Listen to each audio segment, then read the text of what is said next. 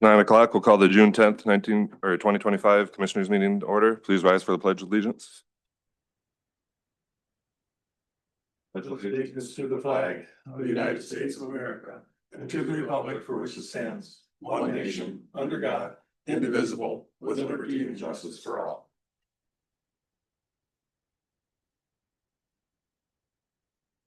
Well, thank you, everybody. Agenda's been provided before the meeting. Is there any additions or corrections to the agenda as presented? Mr. Chairman, several here, if I may. Item number 3, consent agenda. We have an updated commissioner's warrant list today. They'd make some more runs to overnight meals on credit cards, and they had a batch of add-ons. So we've got just a few more. So total amount of commissioner's warrants, and you did have it in your packet, $163,125.70. 163, 125 and 70 cents. At 10:05, when Bill Folger is coming in for purchase request, that is an action item. If you want to put action next to that, that would be great. And on the backside, as far as upcoming meetings and events, we do have a county board of appeal and equalization, 7 p.m. June 16th, and packets already been handed out to the commissioners for that. And also this week, District 8 meeting on Thursday, June 12th at Lyon County at the Marshall Country Club at 8 a.m. That's all I have, Mr. Chairman. Chair, with those updates, I will move the agenda. Second then. Motion is second to approve the agenda as amended. Any further discussion? Not all in favor signify by saying aye. Aye. Opposed, same sign. Motion carries. All right, next up, we have the approval of the consent agenda, which includes the minutes of 5/27/25, auditors warrants of 5/30/25, 6/6/25, commissioners warrants in the amount of $163,125.70, hospital May warrants of $547,472.53, hospital May offline warrants of $271,431.11, and treasurer report of May 2025. Support that. Motion and second approve the consent agenda. Any further discussion? Not on paper signify by saying aye. Aye. Opposed, same sign. Motion carries. Okay, first order of it, we have Nick Bergman, County Engineer.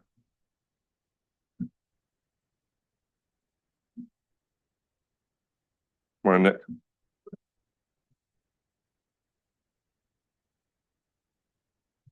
All right, first up for me today, regards some driveways that were requested along our County Road 15. I believe there's a picture in your packet. We had a request for 6 individual driveways coming onto that road. I denied the permit, from safety concerns I had. Also, it may have a negative impact on the city's Safe Routes to School project. The applicant disagreed with me on that, so I did reach out to 2 different MnDOT traffic engineers to get their opinion. Just make sure that I was being reasonable about it, and they both concurred, and they gave me an attachment to on some of the guidelines they use, so that should be in your packet as well. There's a little diagram in the upper corner saying what not to do with driveways, and that's kind of what was requested to be done here, so.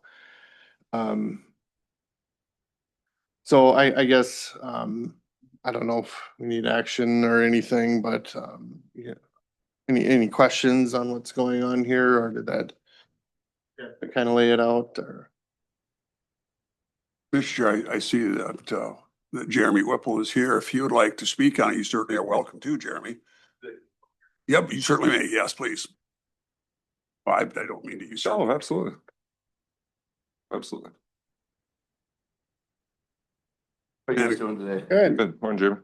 And again, Nick, just to repeat that you didn't do this just as a whim. You did your research on this, and this is the normal protocol with this type of thing. So we certainly do appreciate and encourage development, but there are reasons sometimes. So the first thing I got is I'm at a disadvantage. I've never seen that state report. So I don't know what MnDOT has. You never sent me that. Oh, So I'm here today with a little bit of, sure, I can send you a link to it, but. so, our concern is, you know, Eighth Avenue is a residential road in the city of Pipestone that is 30 miles an hour, and there's 200 other driveways on Eighth Avenue. And our question is, if it's a safety issue, I know Nick had sent me, his first thought was the service roads that are on Eighth Avenue, the second block south of Dars. And there's another service road on the intersection of Highway 3075 across from Quick Trip now, which is on the golf course. And those two service roads served a purpose when they were installed. I don't know if you guys know what those service roads were for. Do you know what those two service roads were put in for, Nick? They were both before me. Yep. But do you guys know what those service roads were put in for? Those were put in for because there was two elementary schools there. Those were the bus routes for Hill and Brown, and they were a safety issue. And really, if you lived when Brown School was there, that intersection was a disaster. And that's why that service road was put there. The service road on Eighth, I'm not 100% sure, because Hill was a different layout because you had two city blocks which parents could pick up kids. But I that understand from historical as well too, that on that one in my neighborhood, that there actually was a fatality on that road, a child before I was here as well too. So yes. well, there was I know a kid got run over on Hiawatha too back in the 60s too, and it happens. I guess you can't, if we can live our whole lives on one incident, I guess we got problems. So that is our issue as a company. You know, we can talk about what the state wants, and that's great. The state isn't paying our property taxes. The state doesn't help us develop our communities. So the reason we want those 6 driveways, a lot of it's the infrastructure that's there and how it's laid out. So there is a water line in the boulevard of 8th Avenue. And so talking to the city, the easiest route is to put a sewer line in there, and then we could add those 6 houses. And what that would lead to is we'd have a development of 18 lots for 18 houses.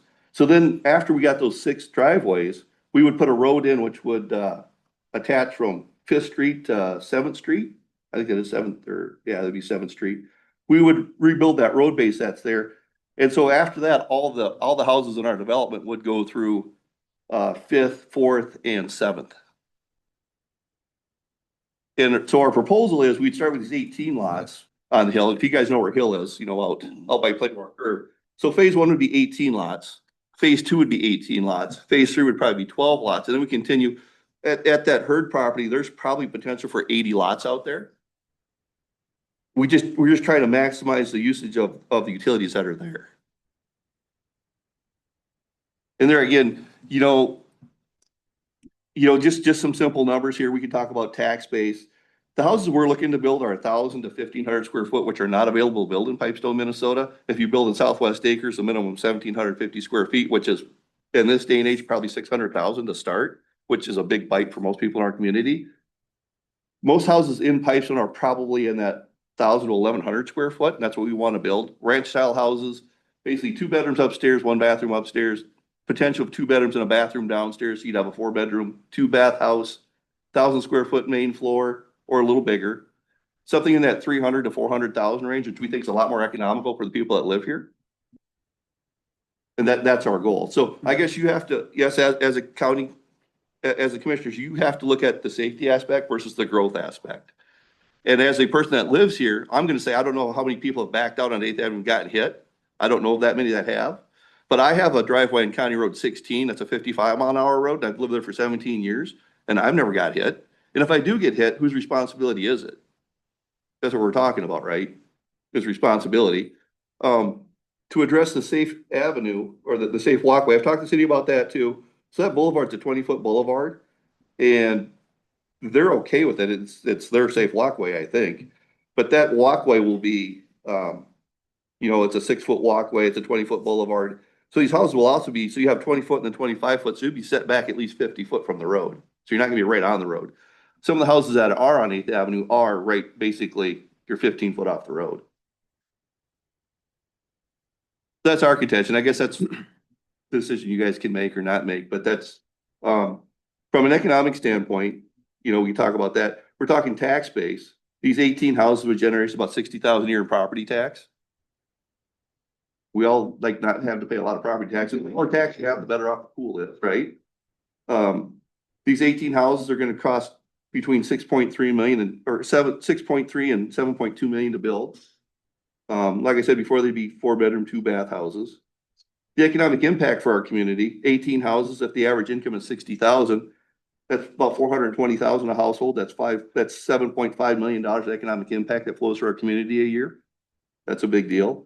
And if we are going to build houses for workforce, young families, so for every kid that comes to our community that goes to our school, that's $9,000 a kid. So hypothetically, let's say that the average family has 2 kids.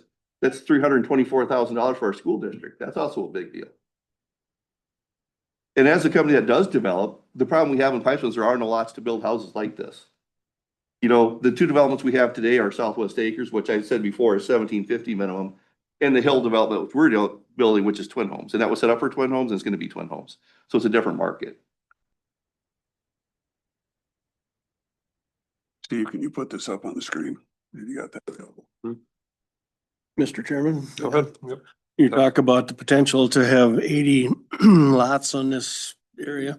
Are you gonna have 80 driveways on that County No. State 8 highway then? Nope, there'll be 6. And like I said, if you look at how this lays out, so everything would route after that. So the first road would go into 7th Ave, that would be an avenue. So 7th Avenue will end up in 5th Street, which there's a line of houses that was built probably 15 years ago. So it's 3 houses and there's an empty space and then there's 4 houses. That empty space is actually the roadway. So those next 12 houses will enter off into 5th Street and they will end up that road by Claymore Curve there, which I think that's 7th, is that 7th Street, 7th Avenue? I don't know what street's there. It's up there. So after that, so as the development heads farther to the east, then the roads will end up on probably 4th Street to exit out. Jeremy, we were able to get it up on the screen there. So Yeah. on that layout then, to the, So if you see where you have the 4 dark blocks on the bottom there, yes, so there's actually a road base there. So that road base is built there. Well, Chris, you live out there, you know that road base is. Oh, yeah. So in that road base, there's a sewer and a water. So those 12 lots can be serviced by that sewer and that water. And that's, from an economic standpoint, the road base is there, pave it, you're done with it.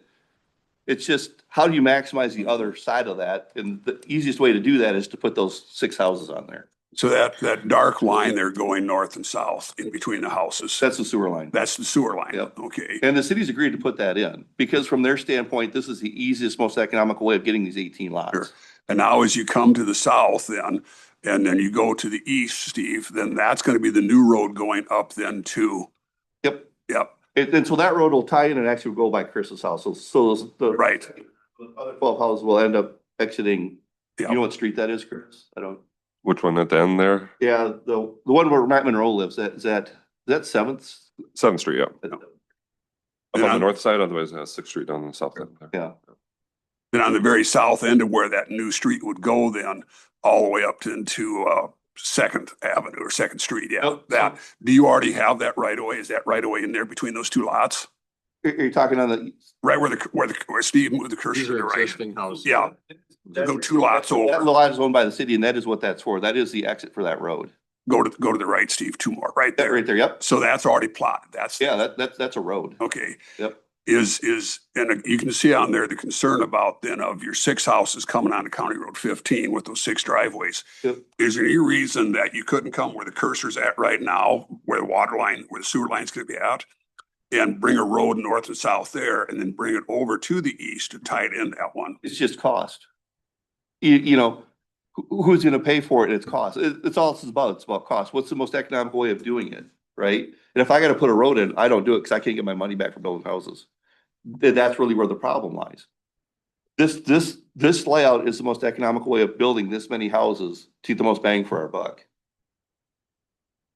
And it goes back to if it's truly a safety issue, you know, I don't see, I look at Highway 23, which you have a lot of truck traffic. You have houses on Highway 23, people backing out on 23, and I don't see people get clobbered there all the time. Well, I don't understand the safety issue. and it's obvious that we didn't have the input when those were built, But obviously. there again, there's reality of people aren't backing out and getting hit every day. Although, Nick, the DOT, they also make these determinations from sound studies, from historical data. Yep. So we're not just pulling this out of thin air. There's reason why Nick feels this way. Yep. And I And personally. that's fine. I can't speak for the state of Minnesota. I don't see anybody from the state of Minnesota here. I don't see the state of Minnesota spending any money to do this stuff. You know, all I see is every time we build something, we get to pay city tax, county tax, state tax, and federal tax. And then we get people that at the state and county and city level that don't want us to do stuff because obviously they don't want us to pay tax, or they don't want our county to grow. And that's all we're trying to do. I don't know what the safety issue is. Like I said, there's 200 other driveways on Eighth Avenue. If it's such a big issue, it really, if we're worried about Eighth Avenue, what we should be worried about is Eighth Avenue and Highway 30, Thursday, Friday, Saturday, and Sunday night, because that is a disaster waiting to happen one day. And I don't think anybody here would dispute that fact, that intersection is a fucking nightmare. Sorry, I shouldn't swear here. Please don't. Sorry? Which intersection in particular? Where Dar's Pizza is. Oh, okay. It is. You've been on that, Oh, Thursday, yeah. Friday, Saturday, Sunday night. That's a bad intersection. Yes, it is. Or when school gets out. Yeah, it's a bad intersection. And there's nothing we can do about that because there's a business there. Well, actually, the state has been doing studies on that, haven't they, Nick? They even talked about. They did that ICE study. It's an acronym. I can't remember what Right. it stands for a few years ago. I remember that. I The think they said it didn't- acronym for it, but yeah. Yeah, it didn't rise to the. I don't feel like they had a good solution for it, you know. Well, didn't they even talk about putting a roundabout Yeah, there? Yeah, but that would eliminate like 3 houses though, if they did that. Oh. We can't, no, that's why that's no go. Yep. Yeah, we had to buy houses. No. And a They stoplight. bring you to the roundabout at night when they're not paying attention. Right? Yep. Put some cameras up. No, I understand your concern and I can empathize with it. But I also support Nick's position on this, because again, this is not just arbitrary. There's reasons for it. And I will continue to support Nick on this. I appreciate the development that you're doing. It's terrific. And obviously, you're gonna have to build one road there all the way to the east already. And yes, it's expensive and it drives the cost of lots up and it makes it more expensive for people. to Well, it isn't develop traffic. It makes it interstate. so we won't do it. Yeah. That's what it drives to. So either, this is what this county commission is down to. Do you want us to grow this community or not? I realize that the state can make whatever recommendation they want. That's up to the state, right? I don't control what they do. Does it make, is it common sense in this community? Because we're supposed to be driven by the base law of common sense first, right? I can look for whatever deal you want from the state and they'll always have something against what you're doing or what you're for or whatever. I think Nick was just getting information. Getting from the- information, He was yeah. just getting information from the state. Yep. Cause they do all the studies and, we aren't capable of doing all that studying. And there again, so the state does a study. Where did they do the study at? Was it a bigger community? Was it a smaller community? How much traffic was on the road? I don't think Eighth Avenue is a heavily traveled road on that part of town, would be my guess, compared to 30, 23 and 75. I think he has a traffic count. I do, it's, I don't have that with me, but it's Is it 1,000 or something? projection factor had it close, just about 1,000 a day. So Highway 30 is 1,300. I would doubt that there is close to the same amount of traffic on Eighth Avenue as there's on Highway 30. And I have that traffic statistic, because I live on Highway 30. Sure. So, and where are they taking that traffic point at? Are they taking it at that on the south, once you get past Main Street? Because between Main and Highway 30, you have a lot more traffic than you do north of Highway 30 or north of Main Street. You referred also then to the addition then off Snyder Blacktop by the golf course where they put the access road Mhm. there. And that was done, I was at 20 years ago, Oh, 25, at least 25 years ago. And again, But that was put in because Brown School was there. well, I don't believe that was the only, we weren't involved in the process, But right? that's why it was there. And it makes It makes sense. That's It why, makes yeah, sense. that truly was a safety issue. Yeah. The one on Eighth Avenue by me, it makes sense to be there. That one actually doesn't make as much sense as the one by Brown does. Yeah, my opinion, it makes sense to be there. But no, we don't mean to stifle your development. And we want to be good partners with you, but we also need to adhere to good engineering standards. And it would be not in the best interest of the county for us to go against the rulings of both state DOT. And again, Nick is our engineer. I support Nick's opinion on this. He's not giving you a ruling, he's giving you an opinion. Mhm. Luke? you under- I'm just curious on, where is the safe routes to school pathway gonna be? Is that just along 15 there? It's not finalized yet, but I believe it is on the east side of 15. And how far from the roadway would that proposed pathway be? Do we know? It's gonna be in the boulevard. Yeah, I'm not sure. So it's like right next to the road or, okay? Yeah, if it was in the boulevard, you can't put it on private property unless you take the private property. Of course, you need, Right, but I you don't- need some room back from the road, Nick, because on Eighth Avenue, right south of Dars, the sidewalk is right on the road and that's a Right. problem. Yes. So that boulevard, there's 20 foot wide, because we have a 7 foot lawnmower, it takes us 3 passes to mow that. So that's a 20 foot boulevard. So like I said, so if you have a 20 foot boulevard and then you have to set the house back 25 foot past the property line, so you're gonna be at least 45 foot deep into that lot. Yeah, I'm just wondering about the sidewalk for the, Yeah, and I guess that was just based on the picture, it made it look like the houses were pretty close to the road. I wasn't really. Yeah, based on that, we just put them on there. Those houses will be farther back.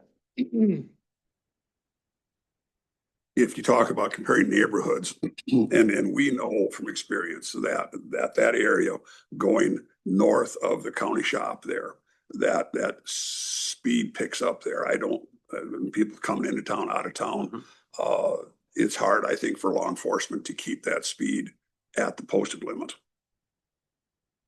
they set their speed sign out there quite a Right. bit. Yes, yes, they do. Yeah, to try to Yeah. control that. Same thing on the other end, as you go south out of town too. But Yeah, same thing. we get a lot of heavy traffic, but that's beside the point.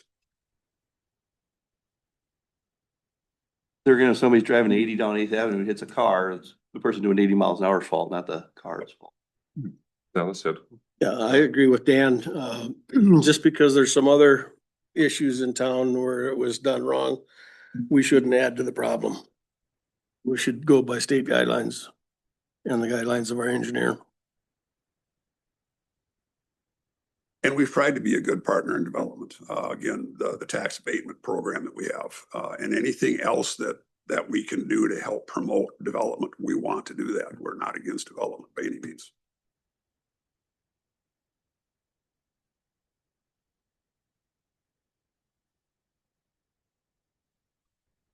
Anybody else have any comments or No. questions?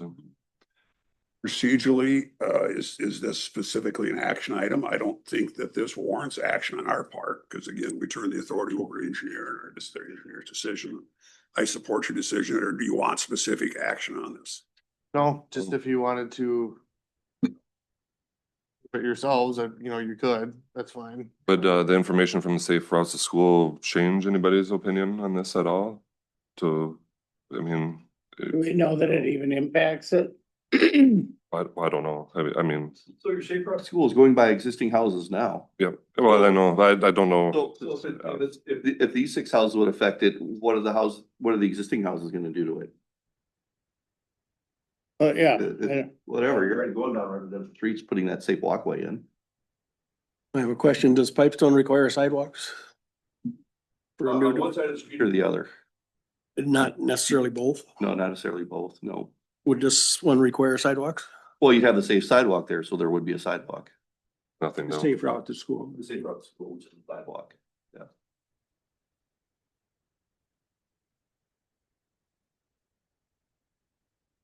Nope. But there is no sidewalk on either side of that road now. No, there's Oh, Is there a sidewalk in where you live? Is there a sidewalk on either side of that one? no sidewalks down there.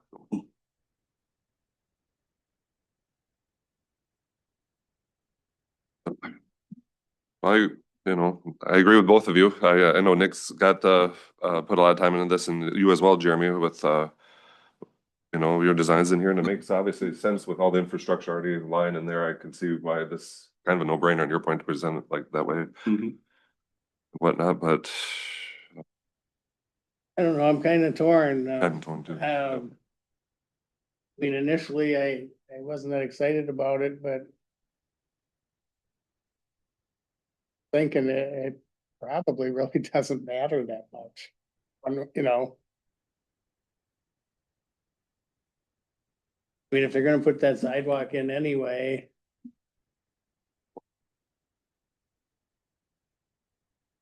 Maybe they'd have to.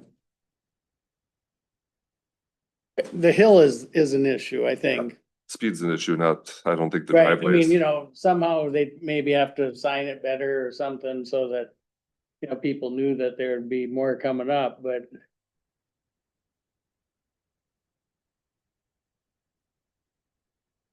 I guess I'd make a motion that we maybe allow it. Allow the 6 driveways on the, Yeah. I mean, I realize that it's not, a state recommendation, but not a state highway either. And at least they'd be more space than the ones that are on 8th closer to Dars, where, I mean, they're pretty tight and, Well, a lot of the old lots in town are 50-foot wide. right, they're So pretty so small. these lots would be 96-foot wide, Mhm. which even the lots were like where you live, Chris, those are 80-foot wide Yep. lots. So these would be bigger than. Yep. They'd be good sized lots. They'd be 93 by 150s. I'll second your motion for sake of discussion. A motion and second to approve 6 driveways along 8th Avenue. Any further discussion?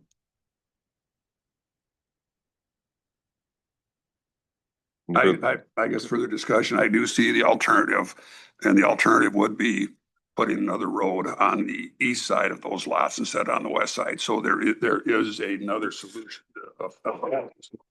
Yes, there'd be an economic impact to that solution. There is another solution to not allowing those streets, those 6 driveways. I suppose your idea on that would be similar to what, like those byways we talked about too. It would allow people to kind of get off the main road. Okay. All right, is there any further discussion?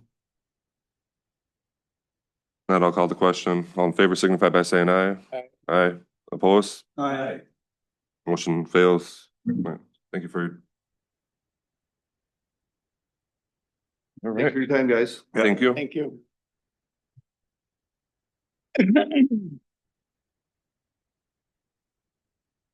All right.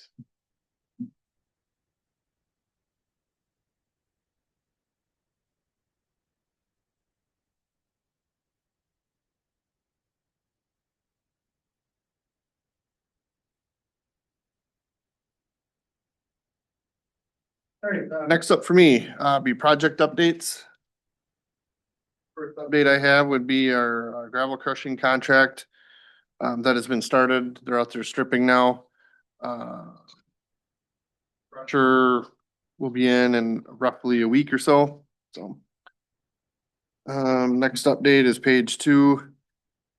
Met with, consultant for the Holland Utility Project last Thursday.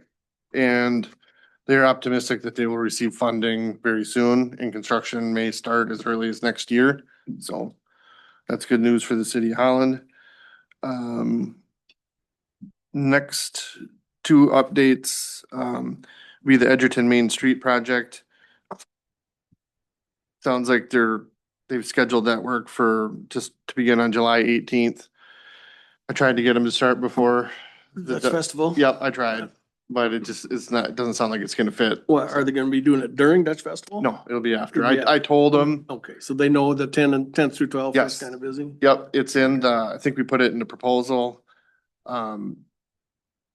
That's fine. We made another note of it. As long as they know about it. Yep, I talked to Joel and I asked him when they start setting up for it. He said it's pretty much all week. They're kind of working in there. So I shared that information with the contractor, so they didn't overlap. Nobody wants that. No, So- nobody wants that.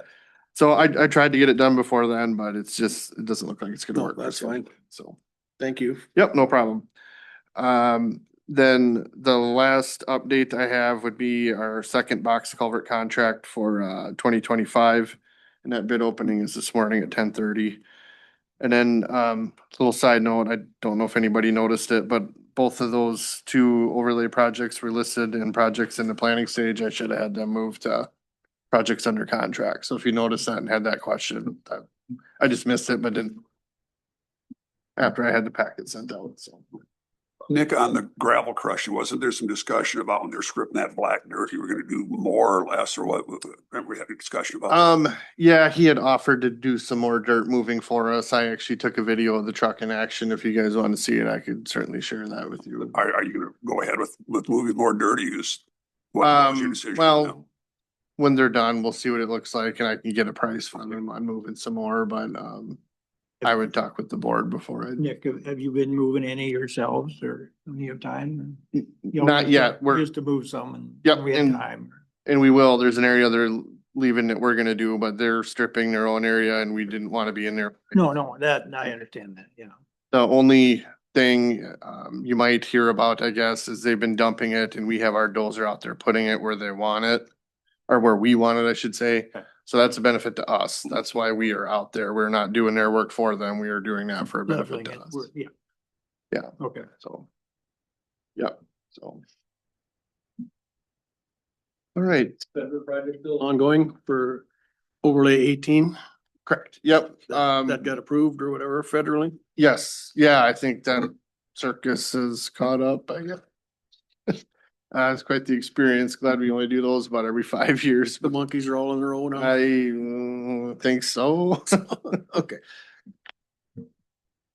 Yeah, I believe we're all caught up on that, but we were hearing that I think they just said later July, I believe was the term we got, which means they're probably just saying that. It's August. Yeah, I'm guessing it's August.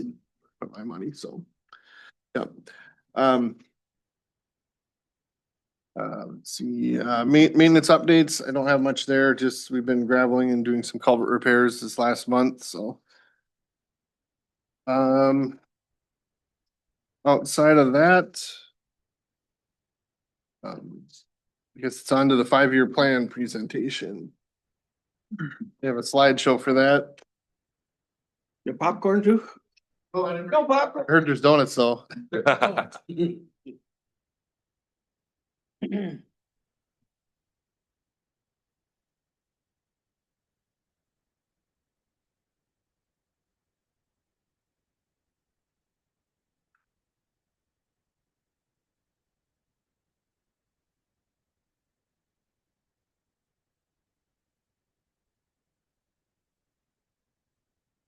That's the finished version that we would post on the website.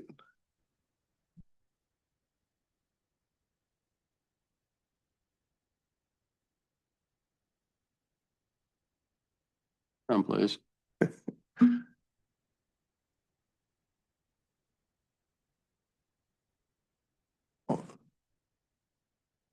Right there, is that it?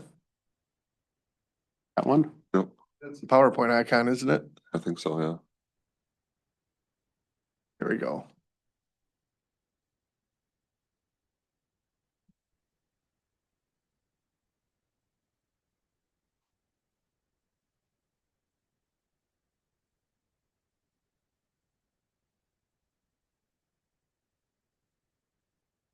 Where do you want to go? Is Yep, this? that's it. Just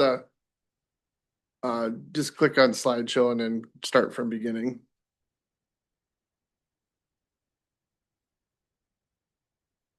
Yep, right there.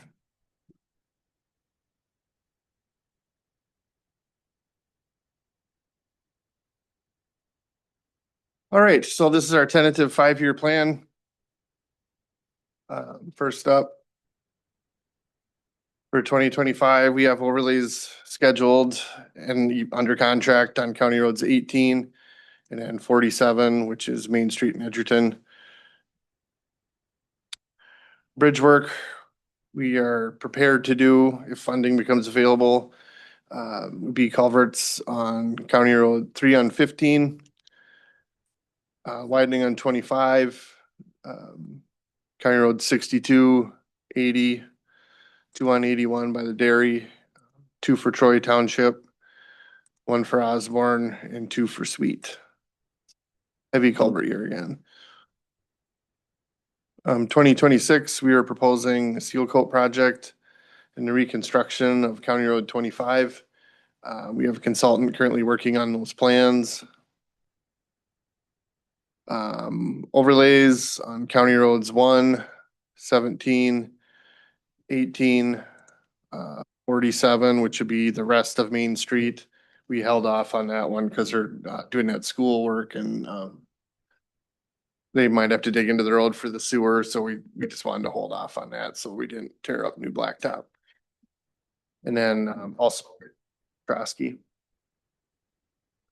Culvert work scheduled for 2026 would be County Roads 11, 3 on 16, 79, 77, 79, and then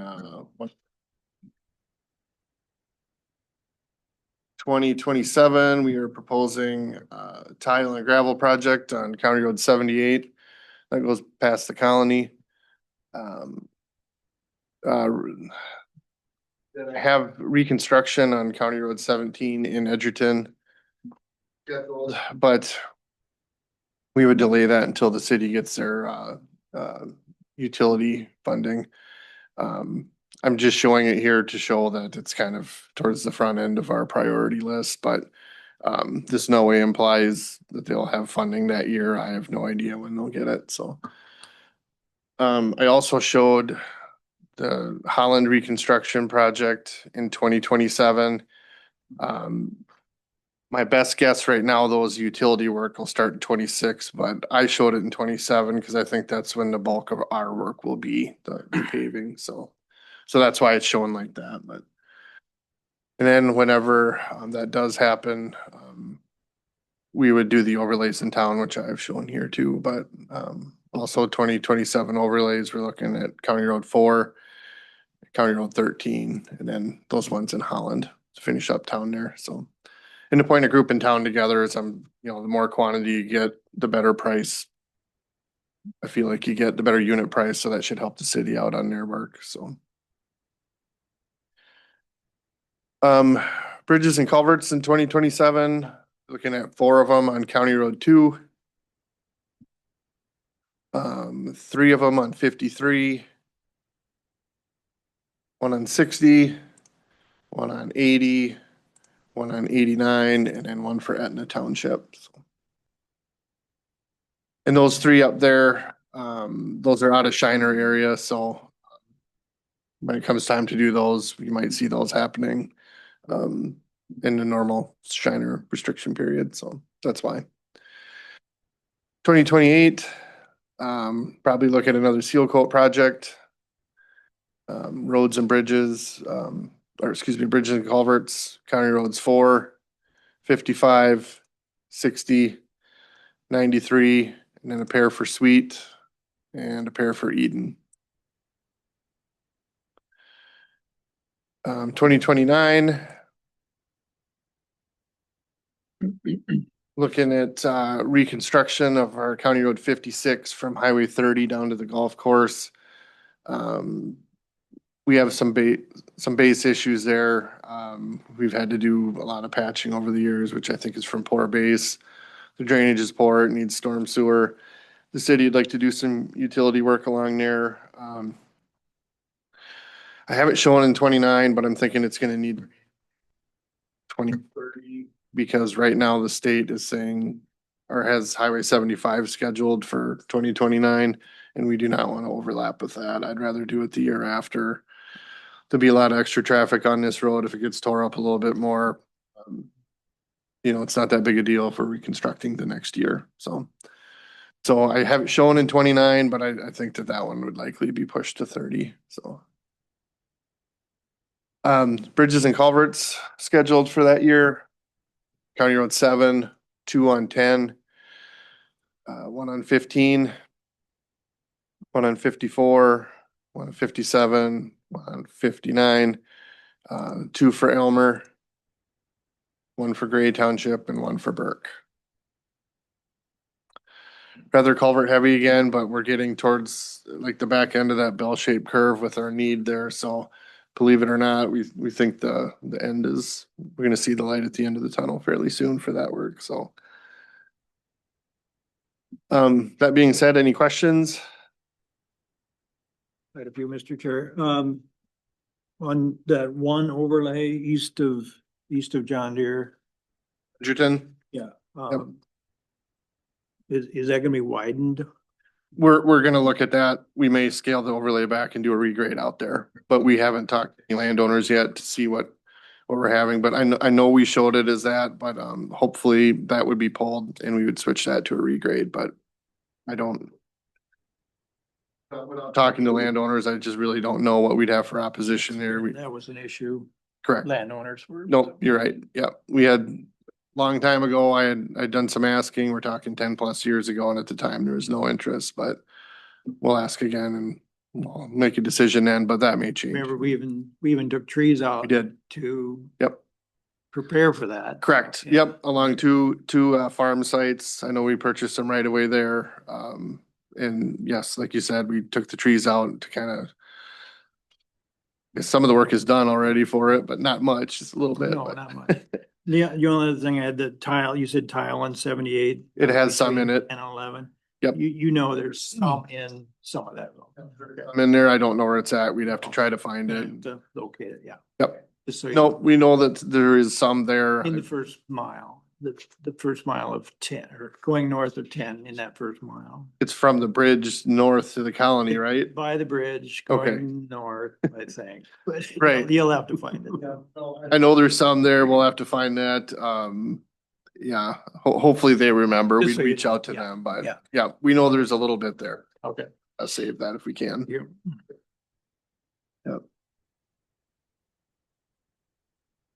Anybody have any? Chairman, is there any news on 75? Not that you've heard. No. Okay. I haven't heard anything on it, so I don't know what in particular you're talking about, but I can say, no, I don't know.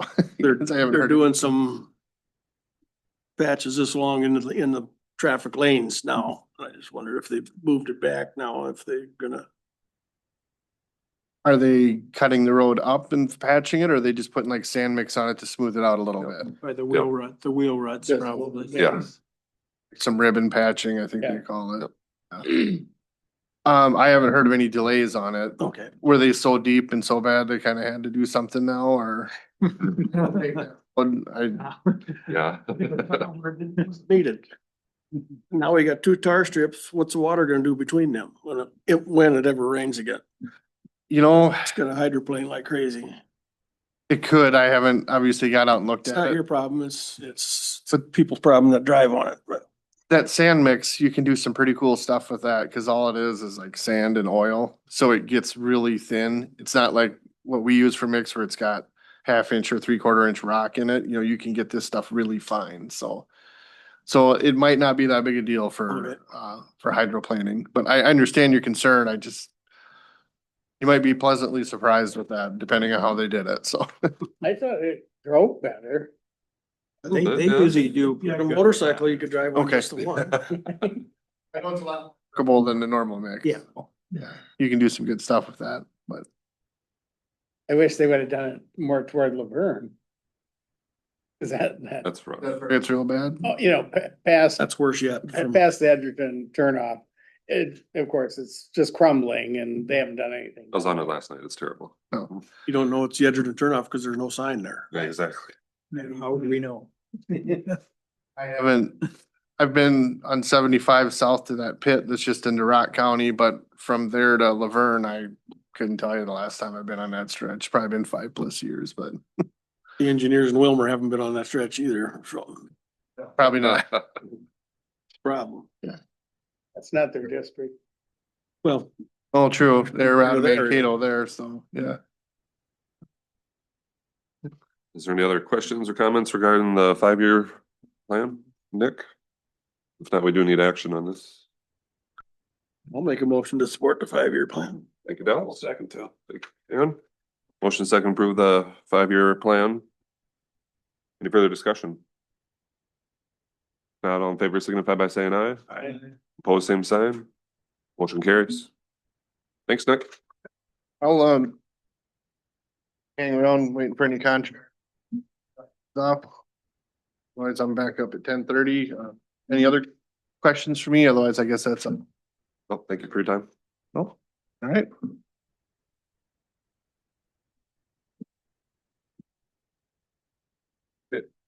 Next up, we have Bill, is it Shuna from Minnesota DNR? Did I pronounce that right?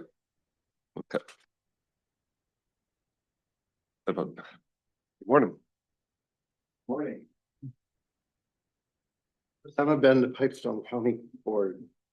I've been in Slayton since 2013. Sir, could you move your microphone toward you? There you go. Thank you. Welcome. The wildlife manager out of Talcott Lake. We closed the Slayton office in 2021, moved to Talcott since. But today I'm here to request a resolution for the DNR to purchase 21.11 acres in section 2 of Troy Township. I believe you have a map, I emailed. Steve?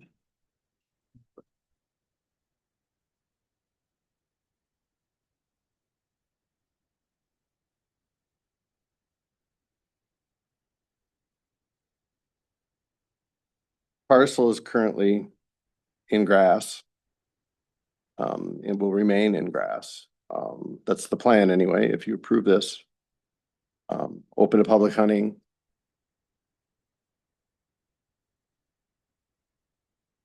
Currently owned by,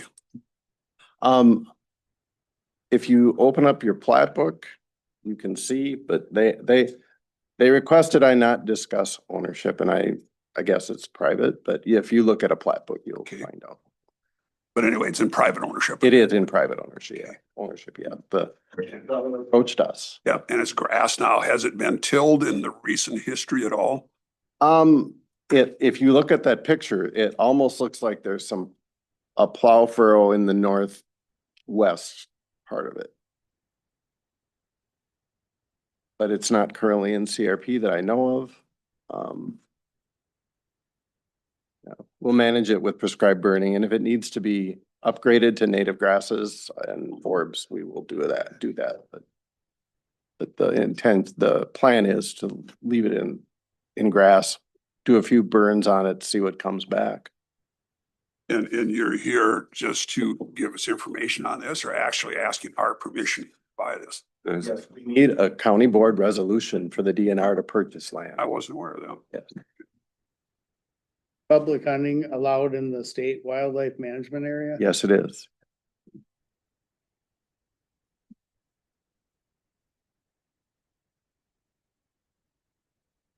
How large is that? Not certain. I didn't bring the acreage measurement for that. No, I believe it's close to 80 acres. Not quite. Expanding that area somewhat. And our approval of this request then would have no other impact on any other areas. We're talking about this parcel and this parcel only. Yes. Okay. I'll make, Mr. Chair, I'll make a motion to approve resolution 59-18-25. and I will second that. A motion second approve resolution 59-18-25 proposed state land acquisition by DNR. Is there any further discussion? Is there any pilt going to happen on this? Talks about that. Payment is estimated to be $610 a year. Yep. $890. Adjoining landowners, neighbors, are any impact on them? Or is there interest on their part of them acquiring this land? The neighbors to the north have grazed this pasture in the past. And we are currently managing some of our wildlife areas. In fact, Winter WMA, which is to the northwest of this, currently has prescribed grazing going on. So we may be doing prescribed grazing as well, because grazing is just as good of a management tool as prescribed burning. Right. So you're saying that you see minimal, if any, impact on the neighbors? So I don't see any impact, no.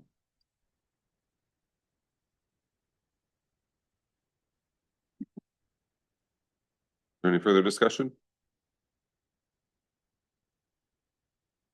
Then I'll call the question. All in favor signify by saying aye. I Opposed, same sign. Motion carries. Yep, thank you. come back again. All right. Next up, we have Kyle Evans, Facilities Manager. Well, good morning.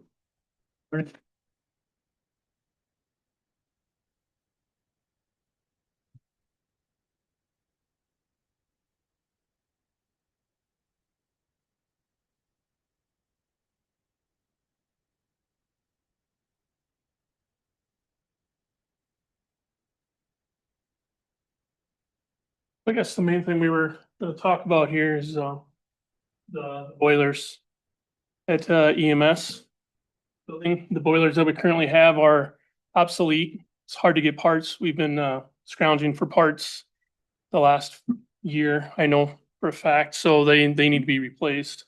We did get bids for new boilers. They're sent out, I believe.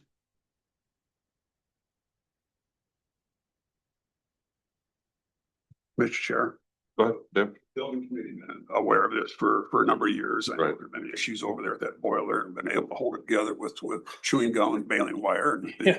And it's time. So I certainly do support this, and it looks like you've done your legwork on getting us a couple of bids here, a bid anyway. Did you have any luck getting a competitive bid or not? We have not, we have been looking around. This is pretty common. This isn't Yeah. out of the realm. We can get more bids if we need. The Main thing price looks was- reasonable. Yeah, it's pretty good price. Main thing is with Johnson Controls doing our, some of our stuff with the control side. This is the route, why we went with this route. Availability and then timing. They can get the boilers within like, I believe it said 4 weeks. Sound right? 4 weeks. They're available. Oh, And they're sized. they're gonna be sized a little bit bigger than what we currently have, and the main reason is that is redundancy, with that being a 24-hour facility. We would like to, once you're up to heat, that one boiler could handle majority of the load. That's why we upsize them just a little bit. But it's still, you need both boilers to get up to heat. By upsizing, we're not sacrificing any efficiencies. No, these boilers, they can vamp down or vamp up. That's good with these, is they're efficient boilers to where it only produces what it's needed. Any idea what the life expectancy is on them? I don't have it on hand right now. Probably 20 years. Last one's lasted since 2008. Yeah. Been fighting them for the past 5 years because they haven't been working right. So we've had to keep them going, but 20 years is pretty common in that. And these are pretty well-known boilers. Must be a different kind than what you have already. Yeah, there is, the one we have already, they don't manufacture anymore. They're no longer in business. Oh, that would explain. The company was Munchkin when they put them in there it was a Canadian company. And just to be sure, this is hot water, not steam or anything like that. Yeah. And as far as the project goes, this is a source well project.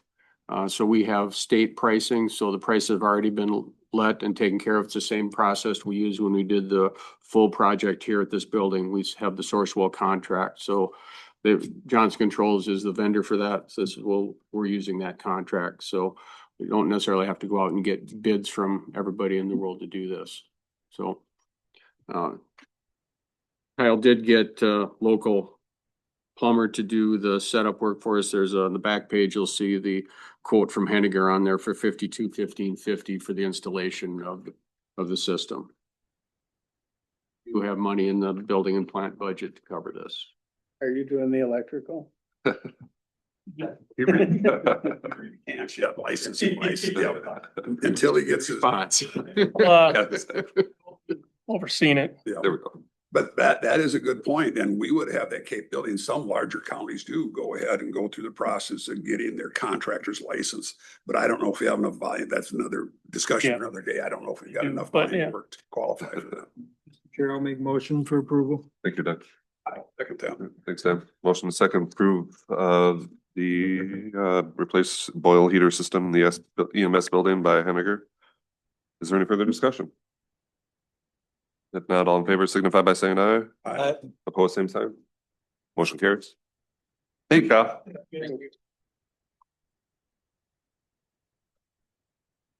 We have 6 minutes until 10. Is there anything we can finish in 6 minutes?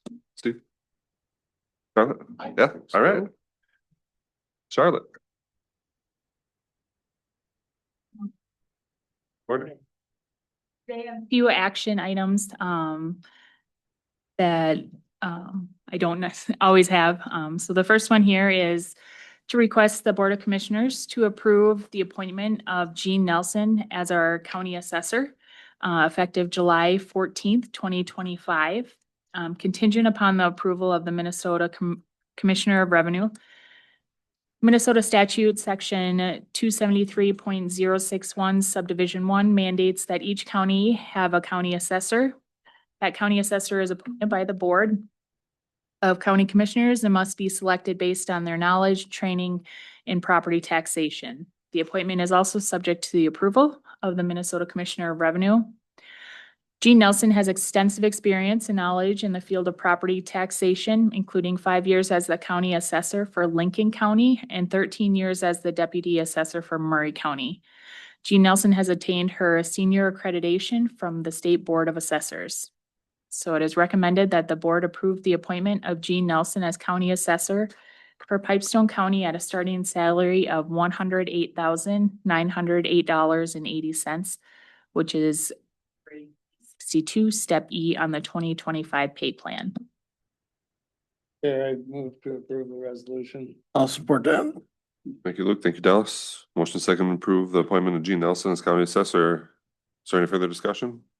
Just one of, we realize how difficult these positions are to fill, and thank you for your diligent effort on this part, so. Absolutely. Furthermore, a resolution does need to be passed for this position as well. Resolution 5920, 2025.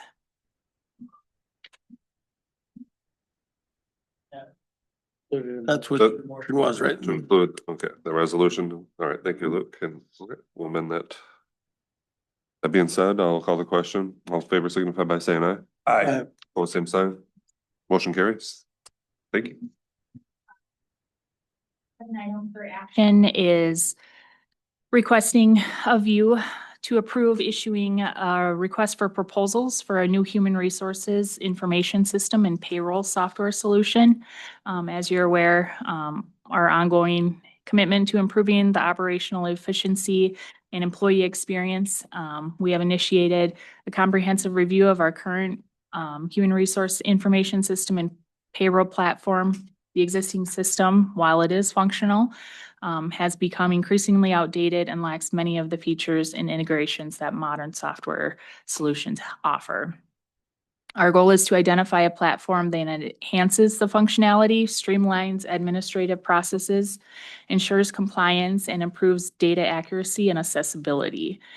We are prioritizing solutions that offer improved user experience, automation capabilities, and seamless integration with organizational systems. So it is recommended that the board approve issuing an RFP for a new human resources information payroll software solution. you have some estimated costs at this point, or? We're still in the gathering phase of this. We do anticipate it being increased cost currently spending, but it's that efficiency and this is different from some of the previous wage studies that we've done a number of years ago. This has nothing to do with the wage study. No, No, this this is a is, comprehensive look at. this is the systems for implementing full payroll and benefits system. Looking at the processes. Yep, so it would be our online benefit enrollment system. The human resources information, so where we keep all of our employee data and how that gets processed through benefits and how payroll is processed. Integrations can also be through our applicant tracking and hiring platform, as well as timekeeping and leave management. I will add too, we've been on the personnel committee for a while, and Charlotte's our third HR director that's had an issue with this HR software that we've been having. We can go all the way back to Kathy with that. Charlotte's the first one to come up with the RFP to actually gather some information, find out, what we need exactly. And I know a lot of the programs we're using are the CPT programs, and I know from being on that board, their priority isn't on HR software, it's on taxation writing. Right. And we don't need to go into that, but that being said, that can keep getting kicked down the road. She needs something that works well for the department. Steve learned that too when he was filling in. There's some processes that you have to literally go through three different softwares doing the same thing. you know, there's a lot of redundancy with the way we have it set up right now. There's a There's a lot, better way. there's a lot of better ways out there, so. And I assume that Bill Folger, our IT technician or engineer will be involved in this process as well too. Absolutely. I have drafted an RFP. Before that gets sent out, we'll have all departments review that to make sure that we're not missing anything. My only fear is that the price tag, so hopefully we can do it within reason, but again, you get what you pay for, so. Be interesting to when we compare to how much we're paying for our current stuff too, as opposed to when this comes Right. back, so it'll be interesting, so. Not only in the software, but also in the efficiencies and the Absolutely. man-hours involved in it, so. Absolutely. Good. We have a motion second, right, to approve the RFP? No, Deb, we haven't. I will Okay. move. Okay, thank you, to Deb. approve the search. I was thinking about the resolution. Thank you. Is there support? Second, okay, thank you, Luke. A motion second to approve, HR Director Charlotte to look for, RFP for HR payroll software. Is there any further discussion? Not all in favor signify by saying aye. Opposed, same sign. Motion carries. Thank you. You bet. I'll come back for my report, so we can do the 10 o'clock hearing. Thank you. Steve, I do have 10 on my watch. 10-1. Amanda, if you are ready. Yep.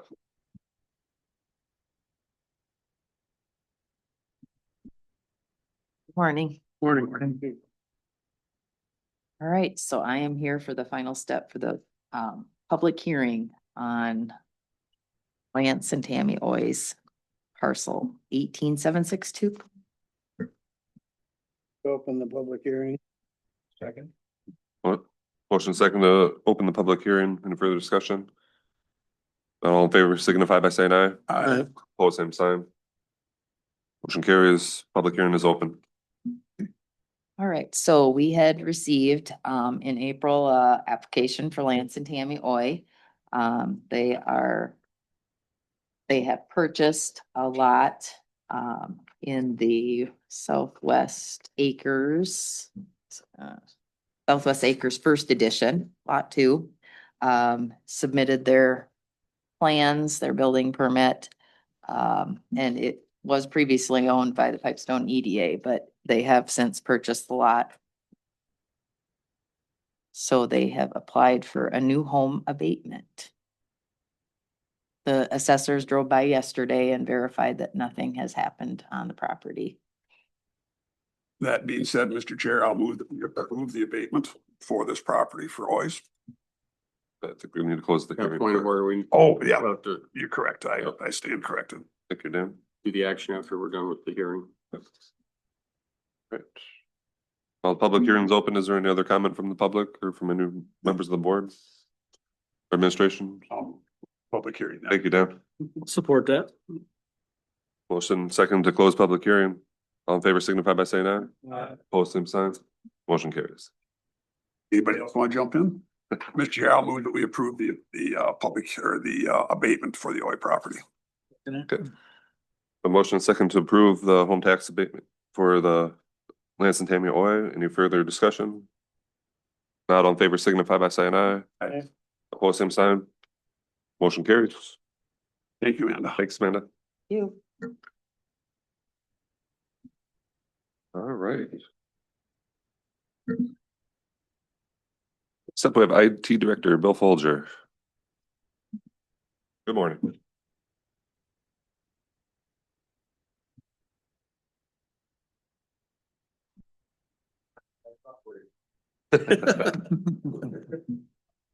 This is licensing for our Windows servers. This is the start into the latest version. This, about every 3 years, I come back and ask for money for this, so. Anyway, that's about all there is.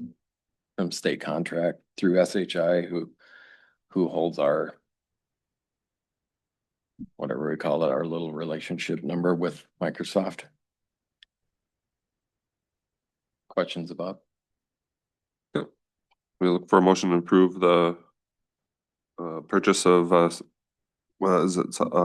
Microsoft Windows Server 2025 data center. Thank you, Bill. I'll make that motion. I'll support that. Okay, a motion second approve. Is there any further discussion? Is this in the 25 budget? Bill? Yes. Okay. And will be good for how long? It's permanent and I say that with. It's gonna be getting close to obsolete and by 10 years it's done. And again, the cost is 8,000. And then we'll build on this over the next 2 years. Any further discussion? All in favor signify by saying aye. Opposed, same sign. Motion carries. Thank you. Thank you, Bill. Okay, next up, we have Kyle Creer, environmental officer. Is it time sensitive? All right. Sure, that's a good idea. Sure, this is a public meeting. Tammy's here. We could do our 10:45 with Tammy Mandershak. All right, Tammy, are you ready? It does. Want to see how we function here. We don't need to make her wait all day either. Morning, Tammy. Commissioners, thank you for your time. Tammy Manderscheid, Executive Director of the Housing Authority.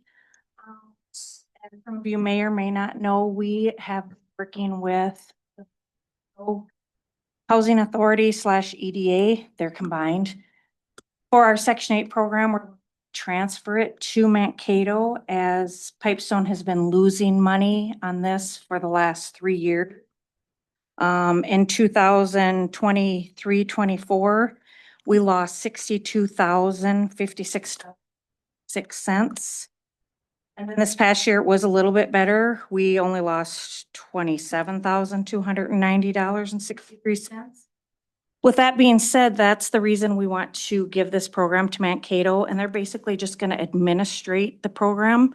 So Section 8 is still going to be available in Pipestone County. It's just that basically Mankato will administrate it due to the fact that they have more people on their wait list. They have more people to delegate all the paperwork to. If you apply in Pipestone County for a voucher, we are willing to still fax all that stuff or email scan, whatever needs to be done. I know not everybody has that opportunity, so we still, with Mankato, have agreed that people can come into our Pipestone office and we will get the paperwork to Mankato. My board has already approved this. It can only be transferred 2 times a year, July 1 and January 1.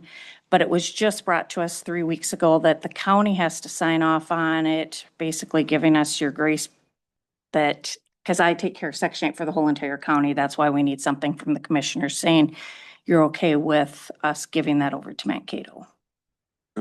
Luke? Well, we only have to pay for the vouchers used in our county. Correct. So if they're used in Blue Earth, then they'll be taking care of that. That is correct. Yep. And they have such a long wait list. I have no wait list, and our voucher count goes down every single month. So we'll still be helping people with housing. If it's not in Pipestone, then at least they can utilize those vouchers in Blue Earth County. You mentioned these substantial losses the number of years. Where are those losses coming from, or how does that work? I don't understand. So I get my money from HUD for the Section 8 program. I have 53 vouchers, and then they give me money each month to run the program, and it's based on what happened the previous month is how my funding comes in. So currently I have, as of today, right now, I have 23 vouchers out in the month of June.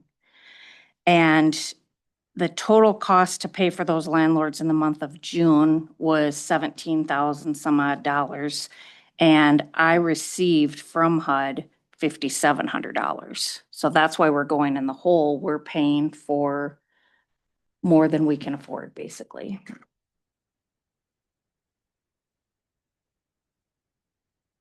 So it sounds like it makes very good sense for us to go ahead and divest ourselves of some of these vouchers that are costing us to keep. And at the same time, we're able to take care of people in the county. Correct. Very good. I think at this time, Tammy's looking for a motion to approve, resolution 591925. consolidation administration of the Housing Choice Voucher Program in Pipestone County to the Economic Development Authority of Mankato. I'll make that a motion. Thank you, Dallas. There's a second. I'll second. Thanks, Dan. Motion second to approve resolution 59-1925. Is there any further discussion? Appreciative of your hard work, Tammy. I know you don't always get to hear about that, and it's not always out in the light, but you do a lot behind the scenes and you do a lot of hard work and help a lot of people and impact a lot of people. So thank you for the hard work. Get that. All right, all in favor signify by saying aye. Aye. Opposed, same sign. Motion carries. Thank you. Thanks.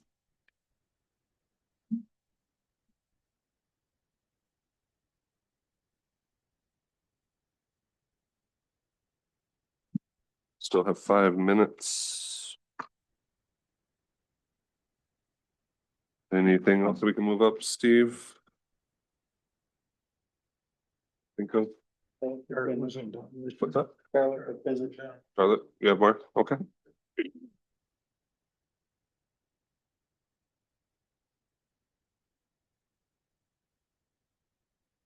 This is the Human Resources Report for this June 10th board meeting.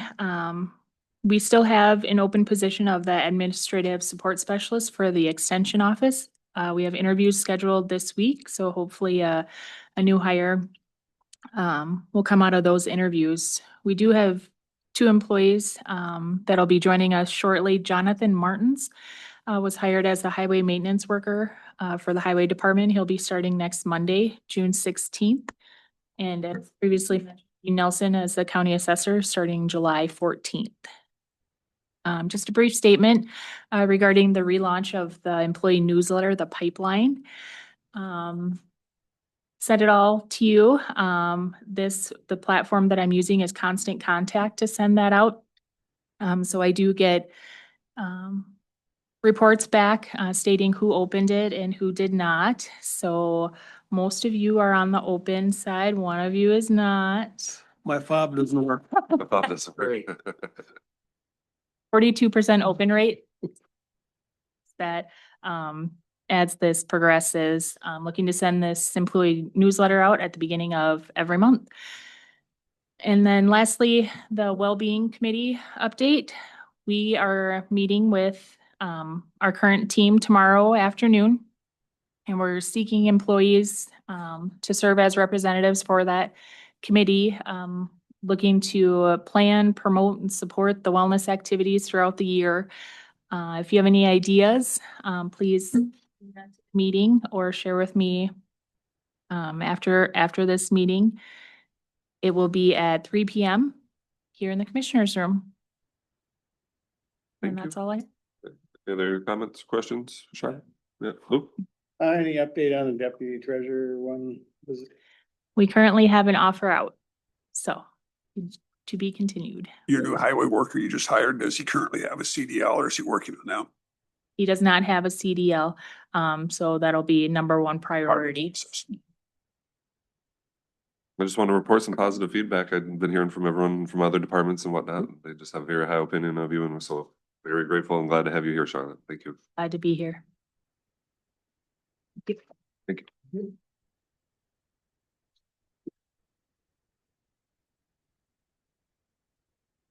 About a minute and a half until the public hearing. We'll just wait till then.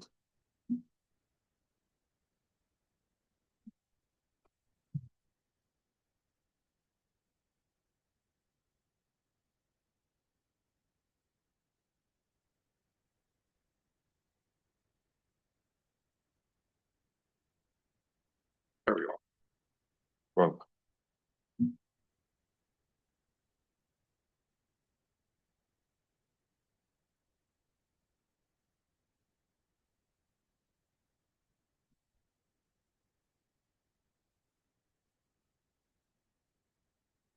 One minute. We gotta go. We can start, then we can open here. That works.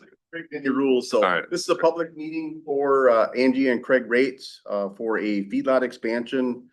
Their facility is located just west of town, suite section 22, and I'll let those guys explain what they're planning to do. I have not heard any responses from the public notices that were sent out to the neighbors, and it's an existing feedlot that they're basically expanding. So Craig, if you want to explain, or Angie, go ahead.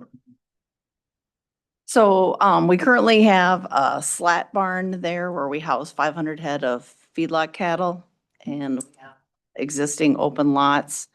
We recently tore a couple silos down and, decided, one of our other feedlots at Ron's is kind of tired, so we thought we would do some updating. So, to put in a pit and basically design everything to run into the pit. So it'll basically be total containment. So there shouldn't be any runoff concerns. We're putting in a stacking slab, so that will help facilitate getting the manure hauled, and overall, it should be a lot nicer site. When you say pit, it's not underneath it. No, Is it's it- more of a lagoon type of. Yep. Yeah, catch basin. yeah, it goes basin to there. goes to the south, the way it looks. Yeah. Yeah. We'll scrape the concrete, put it on a stacking slab, and then there's a lagoon basically where the water, if you get a big rain or whatever, it'll catch anything that would potentially run off. You plan on reusing the manure? Yep, yep. And around the facility that can take it, so. So your existing pitted barn is 500 head, and how many head are you adding? You're gonna have a total of 850, I see. Yep. Yes. Kyle, I assume that their proposal and so forth is all in compliance with Minnesota Pollution Control Agency, and we're all, everything's good. Forward the pit plans, that were done by a professional engineer to MPCA for review. I have not heard back on that yet, but I mean, it's two engineers reviewing each other's work basically, so. Very good. And if I recall from previous ones that this is for information only, that we don't have jurisdiction as long as it complies with everything, that it's good to go. Yep, Yep.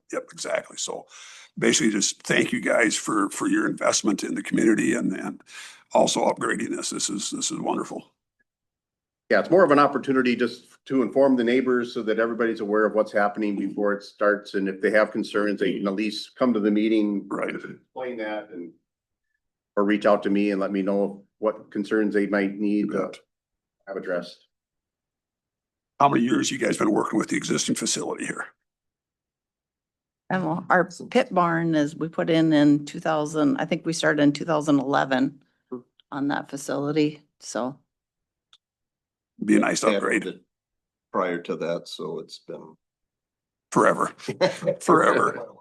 Mid-90s, I guess. 90. We need a motion to open the public hearing. Okay, Yes. go ahead and open public.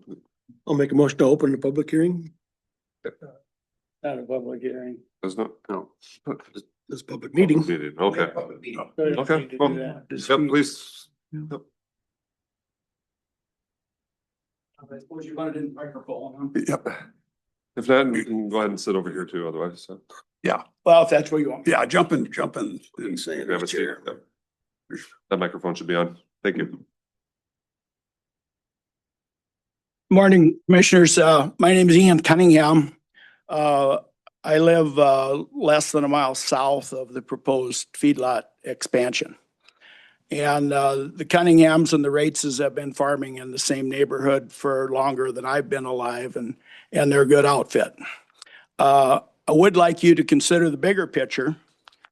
According to 2022 numbers, there's about 190,000 acres of cropland in Pipestone County. And there's also 20,000 acres of pasture. And when you think of pasture, it's an ecosystem that thrives when it has interaction with large herbivores. And around here, that means domesticated sheep, cattle, goats, things like that. The 190,000 acres of cropland, and you may argue semantics or try to point out an exception, it all raises livestock feed. And then at the same time, we're bringing large quantities of synthetic fertilizer in at the same time that we're shipping large quantities of the grains that the land produces elsewhere to other counties, other states, other countries. The fertilizer comes in from elsewhere. So with the cattle, you not only add value to the crops that you grow, but you also receive value in the form of a high quality organic fertilizer that displaces the synthetic fertilizer. And I really think as long as we're hauling grain out of Pipestone County and hauling fertilizer in, we don't quite have enough livestock yet. So I support the rates' expansion of feedlot numbers. My son and I farm in section 27 and section 28 of Sweet Township, and we have 299 head feedlot permits. There have been times in my lifetime when we've had way more than that, but since the feedlot permit thing became a thing, 299 was about the level that I wanted to handle as far as reporting, and frankly, we haven't had that many.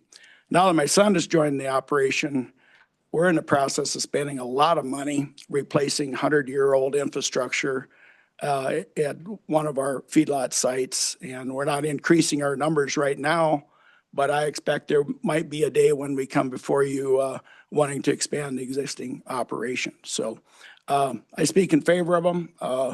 I know from time to time, a few times a year, you might smell manure either from hogs or cattle, and I think that's a good thing. It's if we're going to have hospitals and schools and restaurants and grocery stores, churches and things like that, and people living in our community that have jobs, adding value to those crops that are grown in Pipestone County, I think, is important.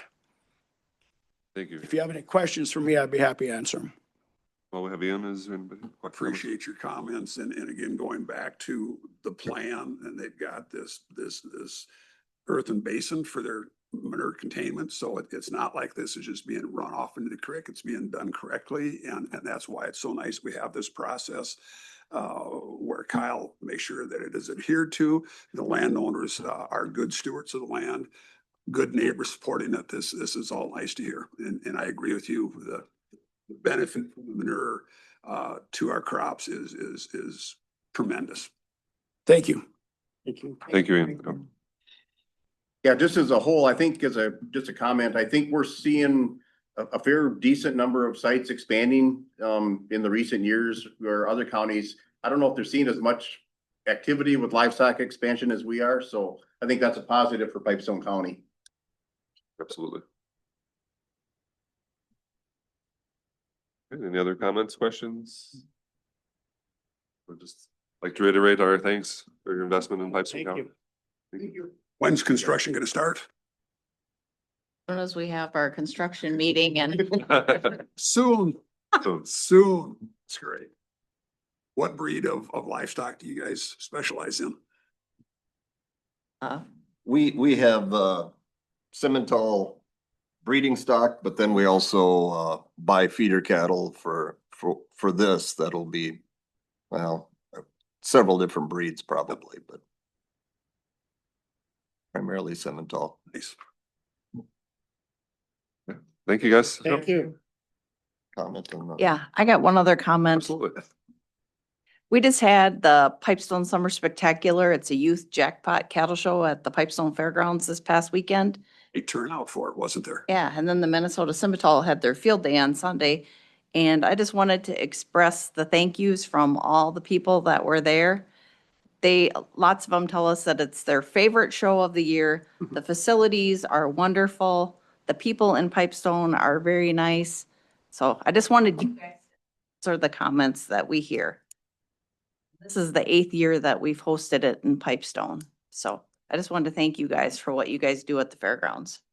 Thank you very much for sharing that. So we got the building set up right for you? Yeah, that's Yep. excellent.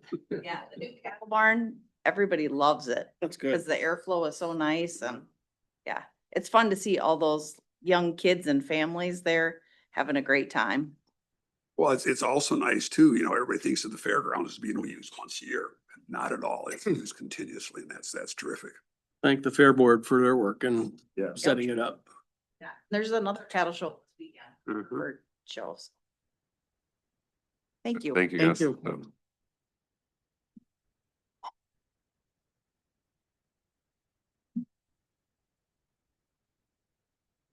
Jill is not here, so Gentlemen, want to take a recess or do you want to start with committee reports? Take 5? Okay, we'll take a 5-minute recess. Good, because I can smell these donuts. Mr. Chairman. Right. Okay, we'll reconvene the meeting. It is 10:35. I'll look for a motion to open the public hearing. So move, Mr. Chair. Or, No, we're not having a public hearing. bid opening. Just Yeah, okay. Oh, so that's just regular bid business. openings. Okay, I rescind. all right. Thank you, gentlemen. No All right, motion Nick, I'll required. hand it over to you. Well, exciting news. We have 2 new bidders today. All right. So, pretty competitive pool. Box culverts are in the Holland area. There's 2 at the headwaters of the county ditch. And then there's one about a mile to there. So it's really nice grouping. So that being said, let's get started here. I see Jermaine's not here, so I won't recommend a wording today, or I'll maybe do like, a contingent upon his review or something. What size culverts are these? Not to put you on the spot, Jared, but Jerry, do you want to come up? and I don't, we do wait these, he's the one that inspects them. I don't. Nothing he knows- huge though, just normal run of the mill. Yeah, we've done some like crazy special design culverts in the past. That's not what these are, so. So yeah, just kind of our normal run of the mill sizes, nothing out of the ordinary outside of being in the ditch. All right, first bid is Newman Excavating, that's Noomen. Newman Excavating out of Curry. All right.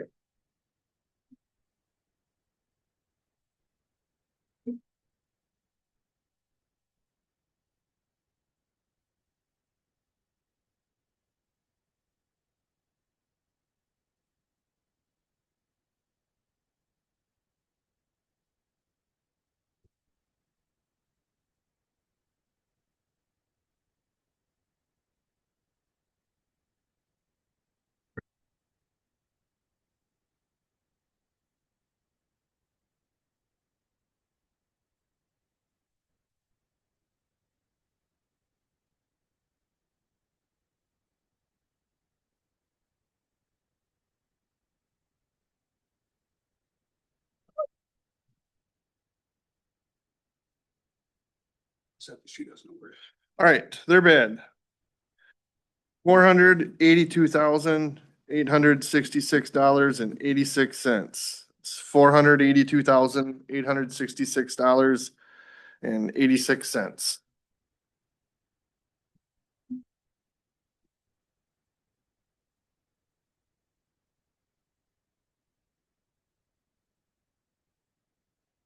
Next bid, Henning Construction out of Adrian.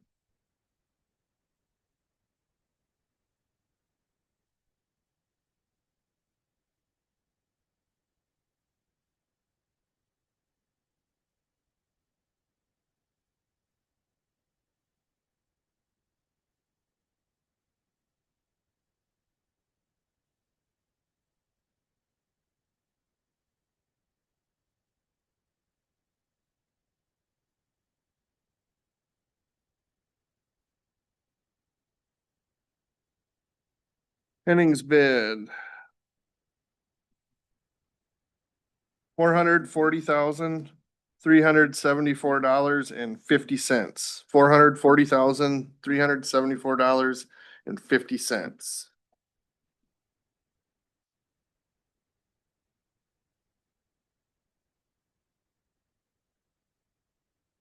Next bid, Town and Country Excavating out of Garvin.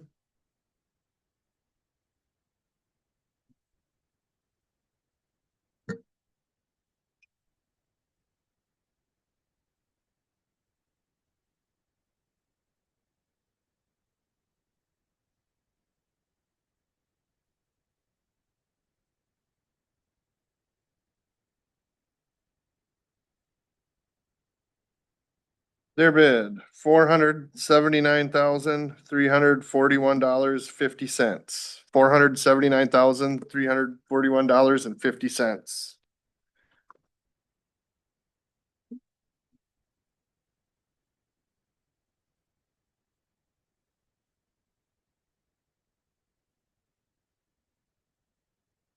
Next bid is A and C Excavating out of Marshall.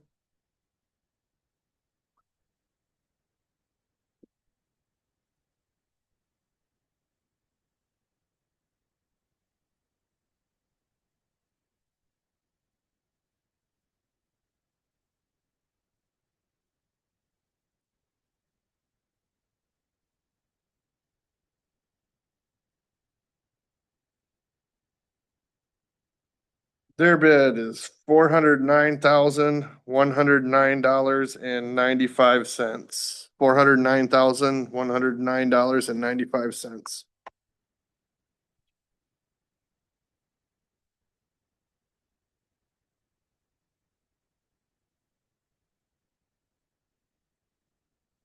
Next bid is Midwest Contracting out of Marshall.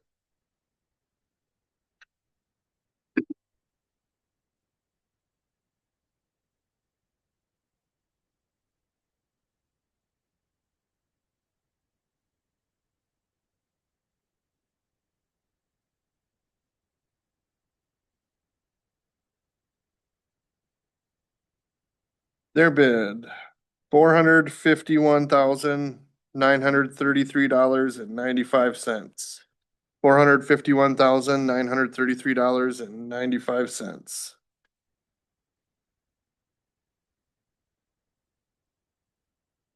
And the last bid is RNG Construction out of Marshall.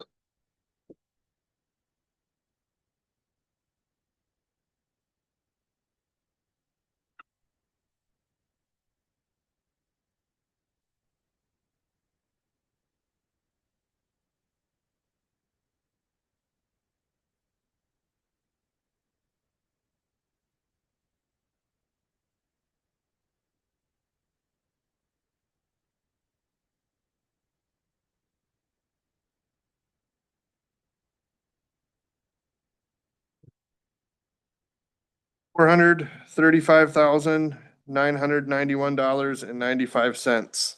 $435,991.95.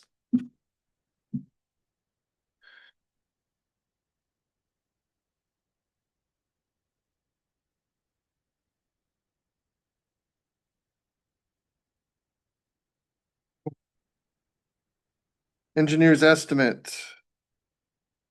$448,812.50. $448,812.50.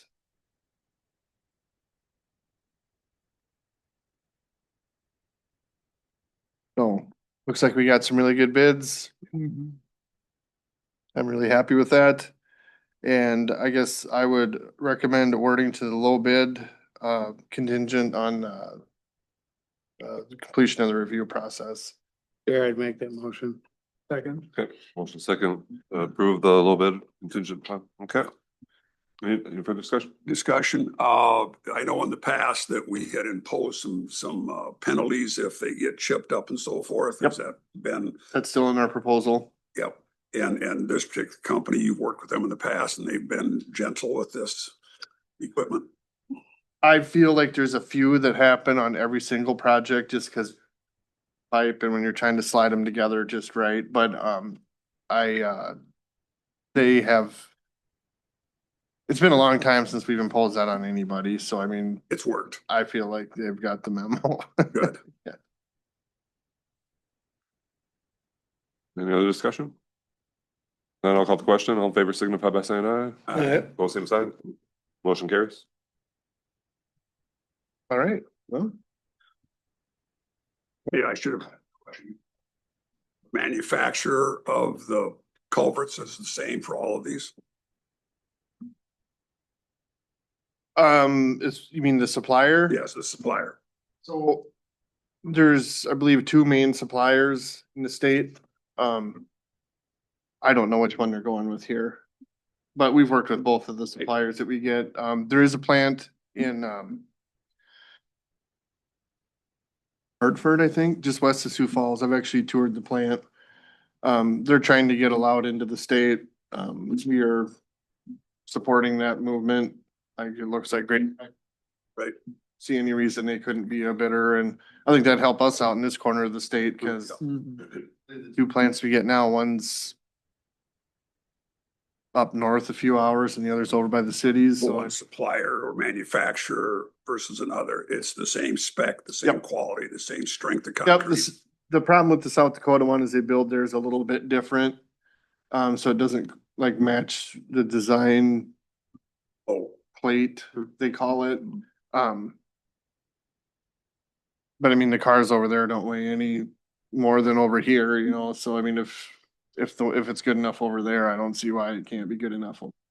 But the type of aggregate that they use, the concrete mix they use and so forth. It'd have to meet the same strengths and Exactly. everything, so like I would support them bidding, but more bidding is, you know, as long as it meets the minimum requirements, you know, that's a good thing, so. You think less travel time, it's gotta be some savings. I would say it would save a lot of trucking in my mind, so. Shipping costs are Yeah. high. Yeah. Would it, if you allow me just to think out loud, like our corrugated metal culverts, we buy those in bulk. Would there ever be any cost savings for us to actually purchase the concrete culverts and is contract out the labor to install them, or is that not feasible? You're talking like the metal ones we use in like driveways and stuff. Yeah, but for these, so if you use that same process, would it make sense for us to buy the culverts ourselves and then contract to have them installed? For driveway culverts? No, You're no, talking- for these culverts. For these concrete culverts. Instead of the contractor buying them, you mean? Yeah, instead of paying the contractors. Would I it see make what you're sense for saying. us to buy them ourselves directly? Don't you need a crane to move them though? Yeah. I don't think we have anything big enough. We could maybe pick the smaller ones up and get them off the trailer. That'd be about it, I'm thinking. And you break one and you're lost. all Right, your- right. Don't they usually pretty much dump them off the trailer, don't they? A lot of them, Some trailers, The round ones they roll. some trailers will. Oh, yeah. tilt. Oh, you're saying. And they kinda the winch big 'em box down. culverts, you're saying. Yeah. Yep. So I thought I heard something about that a while ago, cause I think that they have to pay some tax on them or something. I heard somebody talking about that a while ago about counties just buying them themselves and paying the contractors to install them to maybe save on some tax, but And we could even have them delivered to the site instead of our yard. depending on yeah, logistics. the fact that nobody's doing it makes me a little nervous, cause it talked about there must be some flaws to that process, I suppose. Like right now, coordination is all on the contractor. So like if we ordered the pipe and said it'll be there at a certain time and it's not, then who's paying delays, you know? Maybe there's no cost savings to be had doing it ourselves either. There's probably a little bit if we get out of taxes, but I don't know if, you know, if you end up paying delays on something, that might eat all that up. I don't know. Are the contractors, you know, they buy it from the supplier, they're probably making a little bit. on top They of that. charge their labor. No, I mean, a little more than their cost on the, are they marking them up at all? It's called profit. Yeah, they'd have to. Markup. Yeah. Markup. But I suppose if we bought them, they'd probably just put more on labor. They know how much Well, money they need. Yeah, that's true. Yeah, Another, okay. that's how I see it anyway, I guess, but. All right, any other questions? Probably be more concerning if the bids were all way over engineer's estimate instead of below. We've had that. Nasty surprise on one bid opening, I remember, and then, you know, as of lately, they've been way under on a number of them, but you know, we go off the previous information we have, so. But it looks like we got it dialed in again, so. Thanks, All right. Nick. Yep.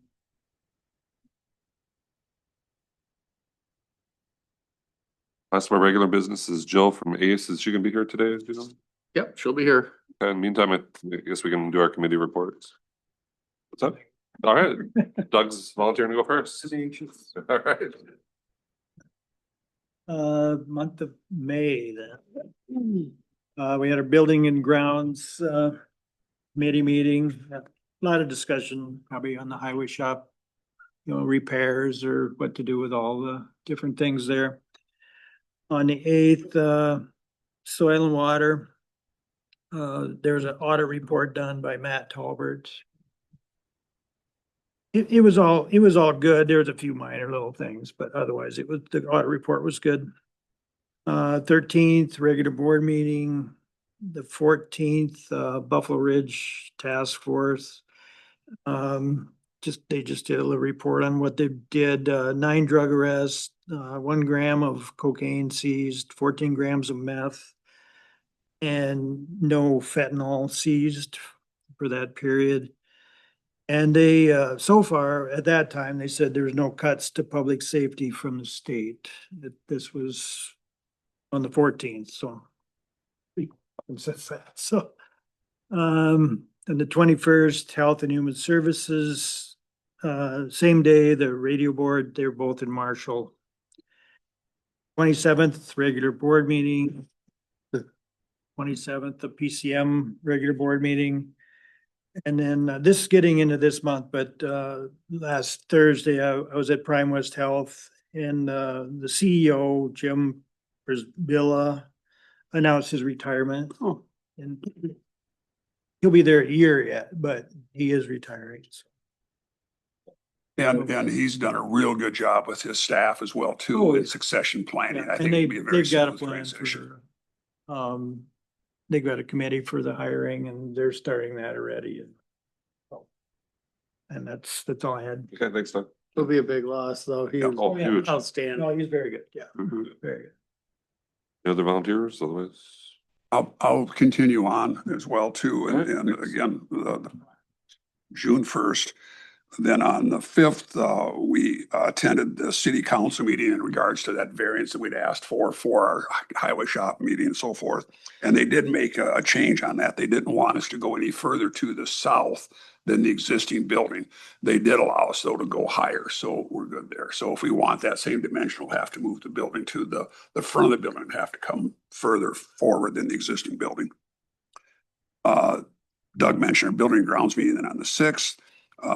We had Carrying Hands meeting on the 7th, and also we had a child care update meeting, this child care program we're working on here. On the 8th, we had our Casey Jones meeting. Also in conjunction with that, this Thursday will be Casey Jones's annual meeting over at Curry at End of the Line Railroad. If you guys would like to come over there for burgers. On the 18th, we had our Southwest 18 Mental Health Advisory Committee meeting. On the 12th, we had our plant ops meeting at the hospital. Also, our Rural Minnesota Energy PACE Committee. PACE Committee is the one that does loans for energy efficiency updates. The 13th, we had Explore Southwest Minnesota. That was a Zoom meeting. They're doing some more promotional things. They have posters. We talked about those posters with the what's the R code? QR code. QR code. Thank you.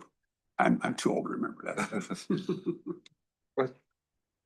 Yep. Come on in. Yep, you bet. On the 14th, Veterans Memorial Planning Meeting, we're also looking at having in the fall, we're looking at having a fundraiser with a military ball. Oh, wow. Type thing out at the golf course. So excited, some planning put together on that.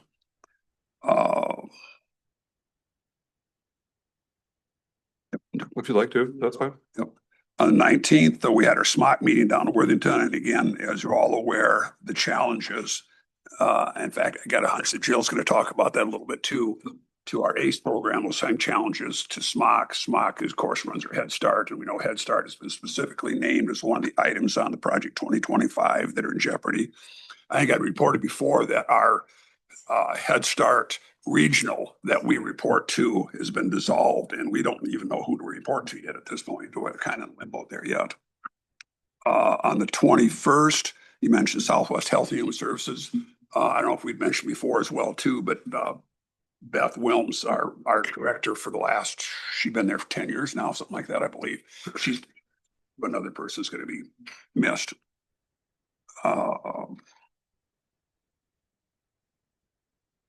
And that pretty well completes my report for me. Thank you. Thanks, Dan. Well, we have Jill and everybody here. We'll go ahead and turn it over to you guys. So. Good morning. Morning. Couple of our volunteers to speak on behalf of. Thanks for having us today. It's been a year. It's been a year of good things. I've got a slide presentation, but I'm gonna let these guys go ahead with their spiel. Because I always like the personal touch of how programs have impacted families. So. There you go. I'm just gonna kind of ad lib for you guys today. So I'm Paula Domina and I am a volunteer under the ACE program. I've always had a heart for volunteering, but when you're working full time, it's kind of hard to do very much. And then we had a mother who ended up with dementia and in the nursing home. My sister and I visited her twice a week for 3 years after our father died over in Sleepy Eye, Minnesota. And so got a lot of experience working with dementia and how that impacts the individual and the family. When I retired 5 years ago, I was working at the food shelf and Jill was in one day and I said to her, if you don't have anything for me to do, I'm just going to start going to Good Sam and finding people to visit. And she said, well, you're not signed up on my program. So she signed me up and showed me all the things I could check off that I would be interested in doing. And now I'm doing so much that sometimes I wonder how I get it all done. But I asked Jill when she started doing this program. And I think about how impactful and helpful this would have been in 2017 when my husband went on dialysis. And I had just had knee surgery and couldn't. Thinking no big problem. We live 2 blocks from the hospital. He can walk, he can use his walker, or he can use the transit. Except there was no opening in Pipestone. I had to drive to Brookings 3 times a week for his dialysis. I had no one to drive. I called everybody that I could think of. My sister helped me. Called the VA, we called friends. My uncle took us the first time, and then we're just like, we don't know. Finally, my sister thought of Lou at Vim, and Lou actually, I offered my car, my gas, and she said, no, I'll take him 3 times a week. She drove an hour to Brookings. She waited 3 to 4 hours for his dialysis, drove him an hour home, and would take nothing for it. So one of the things I wanted to do when I retired and got into volunteer work was be a volunteer driver. And I've been waiting and trying to figure out how to do that. And Jill came to me again just a couple months ago and said, we're looking for UCAP drivers. I'm now also a UCAP driver, which I'm finding extremely open. I do that 2 or 3 times a week, depending on the need. I do 4 respite care friendly visit people again. I was supposed to be down to 2, but I got 4 again. And I do Quilts of Valor out of Marshall. And I don't know, on the food shelf. I do a lot, but anyway, the coordination that Jill gives us it's invaluable. I wouldn't know about the needs and the places that I could help without Jill running this program. And I am really happy to help her. Now at the food shelf, we have signed up, working together, we have signed up just about every person who volunteers at the food shelf, even if all they want to do is volunteer at the food shelf when their church does their quarterly duty at the food shelf. But I think it's really expanded her program, help people see what's available that they can do and how they can help in the community. Thank you, Jill. Thanks, Paul. So some of you may know me. If you don't, my name is Deb Flanagan.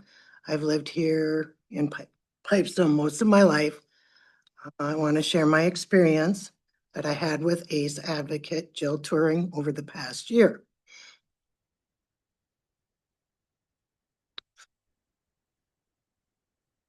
it's still fresh. It's hard. My mother was a victim of a scam. It was a romance scam by the internet. Over the 12 months, she's lost thousands of dollars to this person and lied to her family.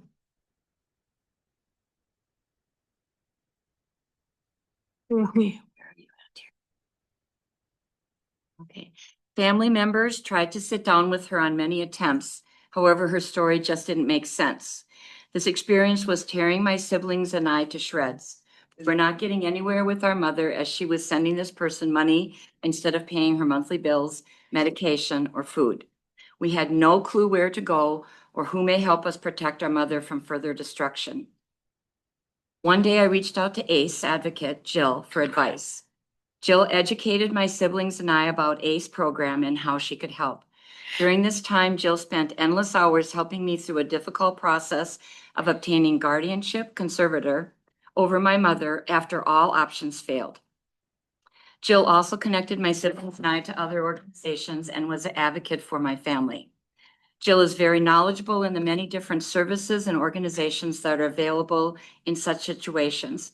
She provided support, compassion to me and my family during this difficult time. Many other organizations, 13 to be exact, I reached out to were not helpful at all. Jill went above and beyond by contacting many city, state, and federal officials asking for guidance.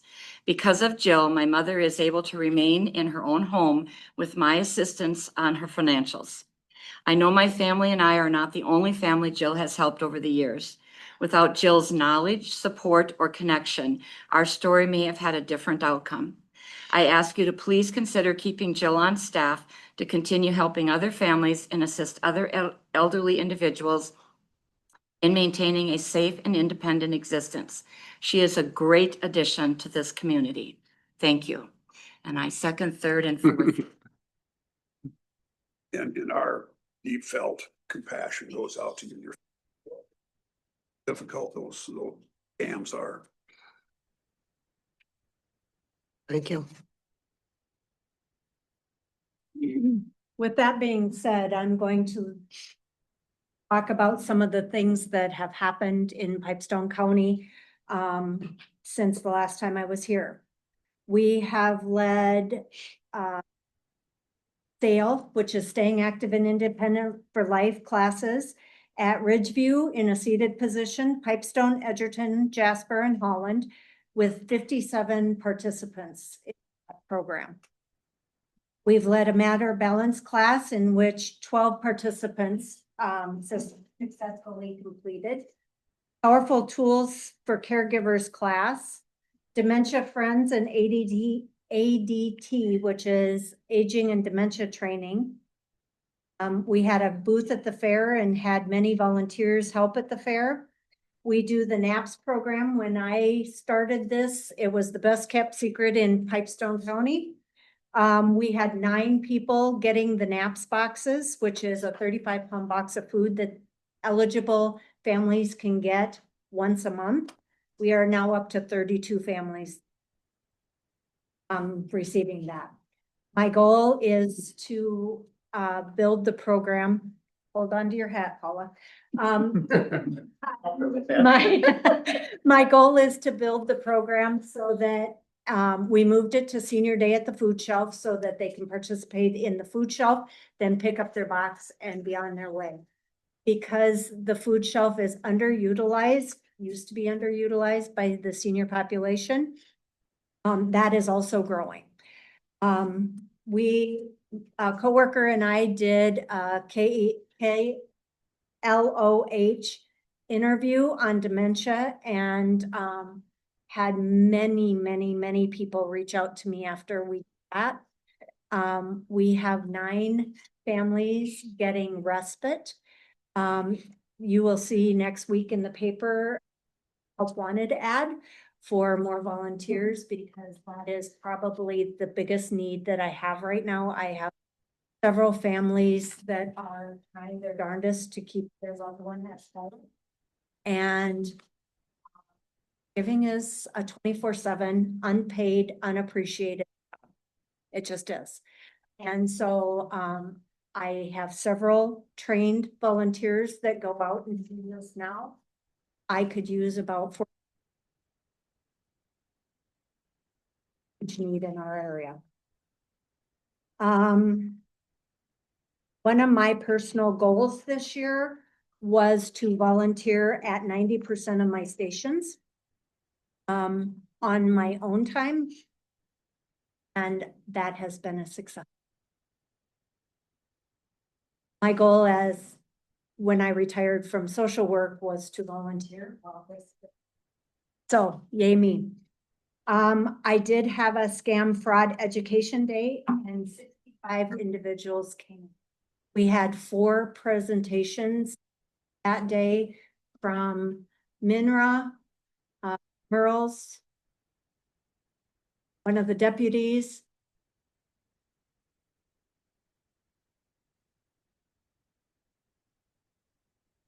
Oh, yes, and the bank. Thank you. And they came and educated our seniors. And from that point, people are noticing scam better. So yay. Thank you for that, for bringing that to the forefront, because the same week Deb contacted, I had 9 other families. Then what I did learn during the presentation was that scammers apparently draw a zip code that they hit. And they pass that zip code around so that and they read the paper, so they know that this is age, you lost your spouse. So that's working. I got to, can you?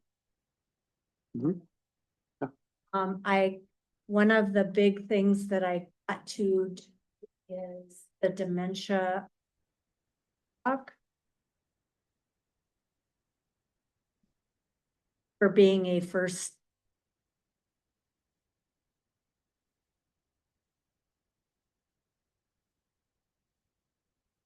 dollars in to support our dementia program.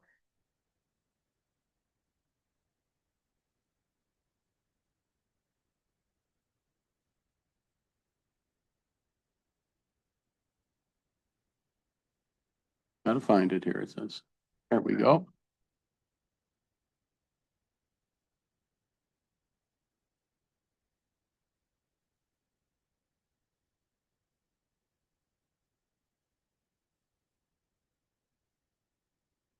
Oh, I don't want to do that. Show me the pictures.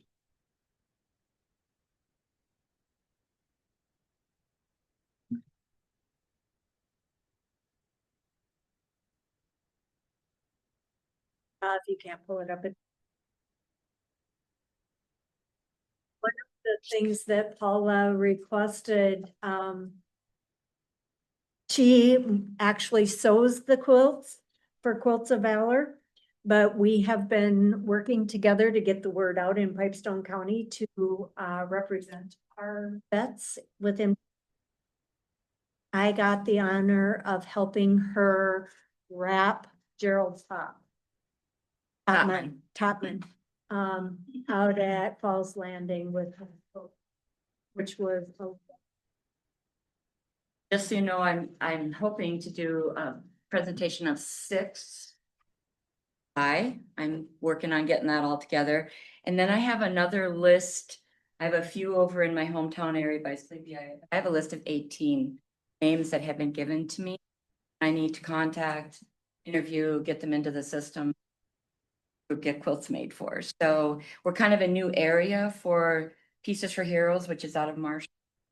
We're a new geographic spot for them. And so until we can, but the more we talk about it, the more names get. The next group of people, there is a 92-year-old that will be quilt. Yep.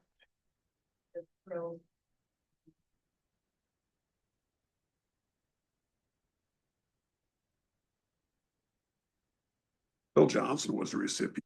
Who? Bill Johnson, was he a recipient years ago? Oh, years ago, he might have Yeah, been. because I saw his prayer service that they had quilt of honor there. Well, who Valor. was, Dowdy that died? Yep. Joe was supposed to get one and the family delayed the date because of a golf tournament. He died right after that, and we can't award the quilt after the veteran is deceased. We try really hard. We've got one. I'll just tell you guys, our group got one yesterday. We put him in the system and we didn't know this. It came to our group and he's in hospice. And yesterday we were scrambling and this morning we got the answer. Somebody up in Rosemount is going to get him his quilt tomorrow. 7 to max to live, and they're going to quite a cool network across the country that really helps each other.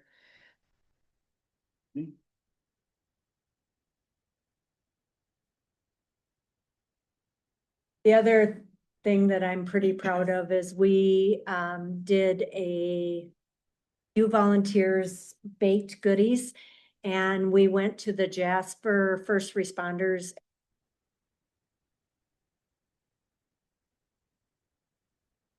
to thank them for their service.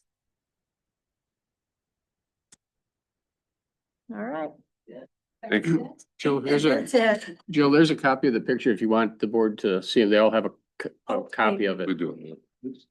Because it came in an email. Can't open it on an email here. Okay, so there's the booth that we had at the fair. First picture. This was the first responders in Jasper that we honored. The deputies that we honored with goodie trays. This picture with the goofy headset and all that is our aging and dementia training. And don't tell Jody I shared this because she'd kill me. Those are two of my coworkers, so I could share that with you. But what they do is we garb people up to make it so that you get an experience of what it's like to be aging and have dementia. And then we give you tasks to do and send you into a dark room to complete those tasks. So it gives you kind of an accurate picture of what that's like. This is Linda and I, when we went to KLOH to talk about dementia education and awareness. This is our dementia walk. With all the people that showed up to help and walk. And what we did is we opened at the senior center. We had a bake sale. Then we went up to Geierman's, down to the hot spot, across to the pawn shop, down to Wands, across to Farmers, and then back. People could walk that area as much as forest. Our oldest walker that day was 90. So it was lovely. And we had a great day. We put pinwheels up in the baskets. Here's Dan and my two volunteers who are part of our ACE committee. The omelet feed, always great stuff.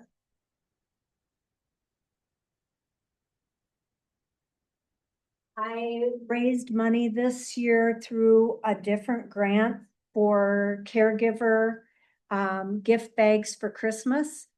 So they each get a homemade bag from one of my quilters that donates the bags. And then each caregiver gets, could be any kind of soothing thing like bubble bath, a candle, crossword puzzles, bird finds, something that will help them relax as a caregiver. This year we had an ACE tree out at Lights at the Lodge. And a volunteer made that ACE sign for me out of wood. It was Well, it is lovely. It's hanging outside my door in my office. So, and then, of course, the food shelves. This is. And the quilt of valor. All name and Jerry. And then these, the next two pictures are sale classes. And the exercise is not for sissies.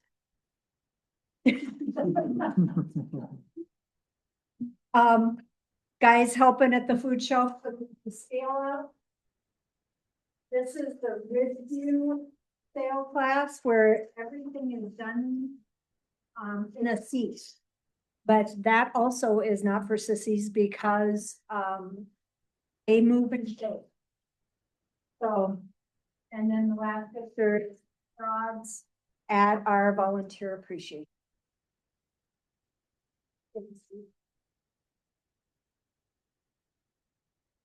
Thank you guys so much for the update. It's amazing to see what you've been able to accomplish in 1 year.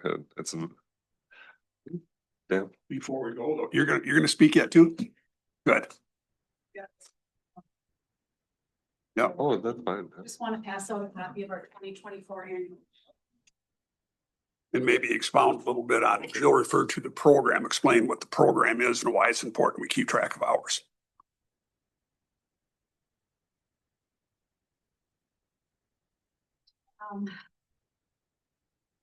Thank you. Joe, could you turn the mic towards Michelle, please? Thank you. I could try to talk louder, but that maybe doesn't always work. That'll- Okay. Okay. Your continued financial commitment enables us to remain a very trusted community resource that provides services to help the older adults continue to live independently, safely, and with dignity in their own homes. Your annual per capita contribution is more than just a budget line item. It's a vital investment in the health and independence of the aging residents that you all serve and that we serve. These funds allow ACE to leverage additional resources, ensuring that a wide range of services remain available for free of charge for your constituents. So looking at that 2024 report that I passed out, if you want to just kind of go to the inside first page there, go to the statistics from 2024. ACE as a organization, we do consist of 8 counties right now. We served 394 volunteer stations throughout those 8 counties. And there was a total of 3,046 volunteers that contributed 313,226 hours of service. That's the equivalent of more than 150 full-time jobs. The cumulative cost of these volunteer services for 2024 was just $2 per hour. One of my previous meetings I was at, I got asked the question, is that up or down from last year? Well, 2023's was $1.99. So we are up 1 cent.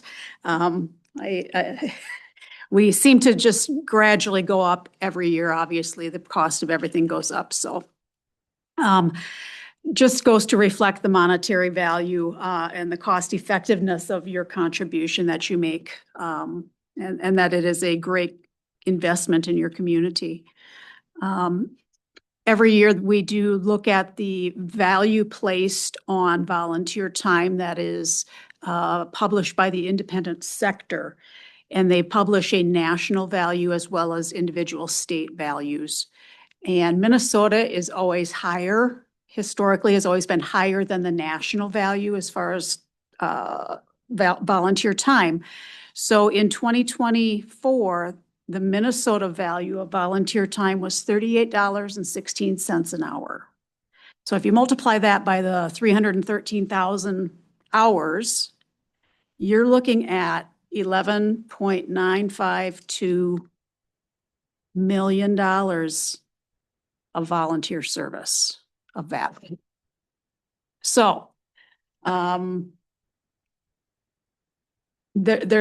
go into a couple other ways we can look at that, but just a little precursor of the return on your investment, that you give to us to provide these services. So, if you, on the next page, you'll see the profit and loss comparison. You will notice that 2024, we did end with quite a deficit, 45,600 in the hole, over what we had budgeted for the year. Even though we did end in a deficit, we do maintain a healthy fund balance of over $320,000. So just wanted to make you all aware of that. The budget deficit was due to unbudgeted wage increases that took effect the beginning of the year. We were at a position where we were hiring 3 staff and we were getting no applicants. And so the Joint Powers Board members all had good discussion and decided it was time to increase that hourly wage to try to promote some applicants. In doing that, everybody's wage needed to be increased so that we didn't have long-term employees that were, barely making what the new employees were making. So that was an unbudgeted expense that took place right in January of 2024. In addition to that, our health insurance premiums came in higher than what had been anticipated. And we had also increased the dollar amount that the organization was putting towards health insurance because we have a high deductible plan. I think our deductible is like $7,200 a year. And even though it's that high, the premiums are atrocious as well. So just trying to help make things more affordable for the employees that had also been increased. We had one position that we had 2 turnovers in that staff position. Of course, anytime you're hiring, you've got advertising expenses. You hire somebody that to fill a position that didn't previously need health insurance. So now you've got an added cost that you weren't planning on having. So all those things that you all know go into a budget, whether it makes it or breaks it. So, and then we did have a substantial increase in volunteer requests for mileage reimbursements. And the main thing that we reimburse mileage for is through our respite program, through our caregiver grant, that we do reimburse round trip travel if the volunteer wants it. Our respite program was just phenomenal in 2024. And unfortunately, that was one of the areas that took a hit because we hadn't budgeted enough to cover those expenses. So I can go over a few other questions regarding that if you want to, but we'll keep moving on here for time's sake. So if we want to kind of turn and focus on Pipestone County and the impact that our program had here in Pipestone County. In 24, there were 292 volunteers that served at 35 different volunteer stations.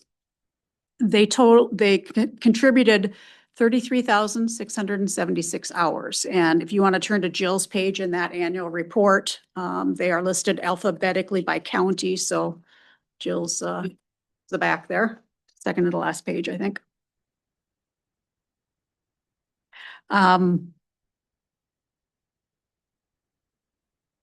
Last year, the financial support that Pipestone County contributed towards Jill's position was $64,172. Looking at your your financial return on investment, the county paid $1.91 per hour to generate almost 1.3 million in volunteer worth of volunteer services. So that's taking your 64,000 that you contributed, dividing it by the number of volunteer hours that Pipestone County alone had, and then using the Minnesota value times Pipestone County's hours is where I came up with those numbers. So it costs the county $1.91 an hour to generate 1.285 million worth of service. So I think that's a pretty cool statistic. For every dollar that the county invested, your Pipestone County ACE volunteers produced $20.03 in community value. Another good way to look at it. So while the financial return on investment, I feel, is pretty impressive, the social return is equally powerful. Okay. Older adults are experiencing improved well-being and an increased ability to stay in their own homes longer. Caregivers are being supported through respite and education programs, which are reducing burnout and improving family stability. Communities throughout Pipestone County are strengthened by volunteer involvement, thereby increasing civic engagement, public trust, and local resilience. These outcomes translate into millions in avoided healthcare and long-term care facility costs, as well as significant improvements in quality of life for the people that are receiving those services. So Jill explained everything that she's done this year. I want to take a moment just to recognize her and to thank her for her continued support of the program and for your continued support of Jill. She obviously is doing a fantastic job here. Her leadership and dedication has been exceptional. And I wouldn't want to have anybody else at the helm of the ship here, Pipestone County. So to add to a few things that Jill didn't touch on, in 2024, she enrolled 154 new volunteers. So if you look at that compared to her first year, she had 178. So plus she reactivated 2 from the previous year that had kind of hadn't volunteered or had maybe signed up but didn't volunteer, and then she reactivated them. So she talked about the SAIL classes. There's a SAIL class actively going in almost all of the communities here. Just Island is not. Woodstock, okay. Have you had one at Woodstock though? Okay, all right. So that just getting these out and moving and communicating and getting together is just phenomenal. She mentioned the Dementia Awareness Network that she did, that she hosted the walk in 2024. She actively applies for grants to sustain our evidence-based and dementia-related programming costs, because those funds are definitely not enough to keep it supported. So she's just an overall outstanding advocate for the county, and I'm incredibly grateful for all of her hard work. So thank you, Jill. So unfortunately, here's that part you've been waiting for or not been waiting for. ACE is now facing significant threats that could disrupt the services that we've built up together. We are at risk of losing our funding through the Federal AmeriCorps Seniors RSVP program, which is central to our volunteer coordination.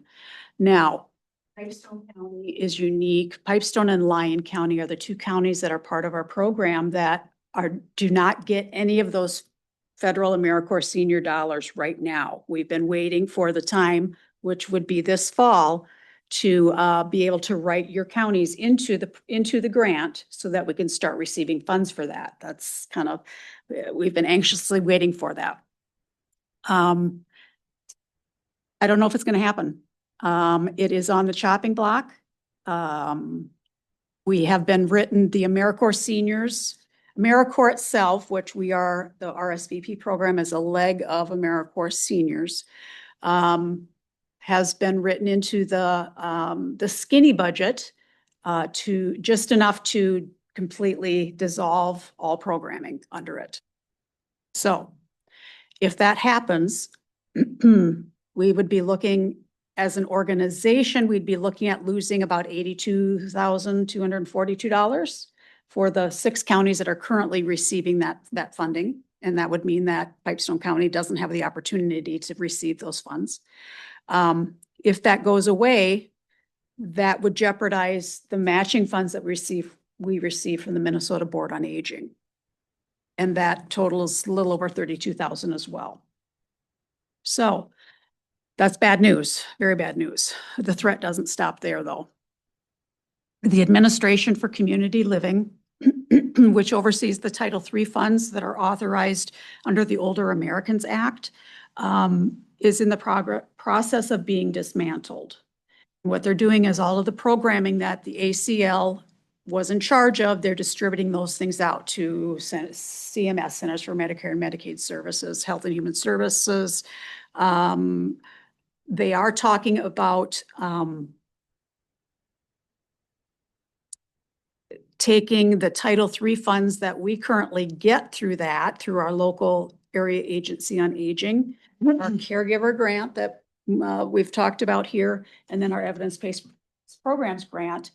They had talked about just completely eliminating the Title III-D evidence-based programs. So that would be a big loss.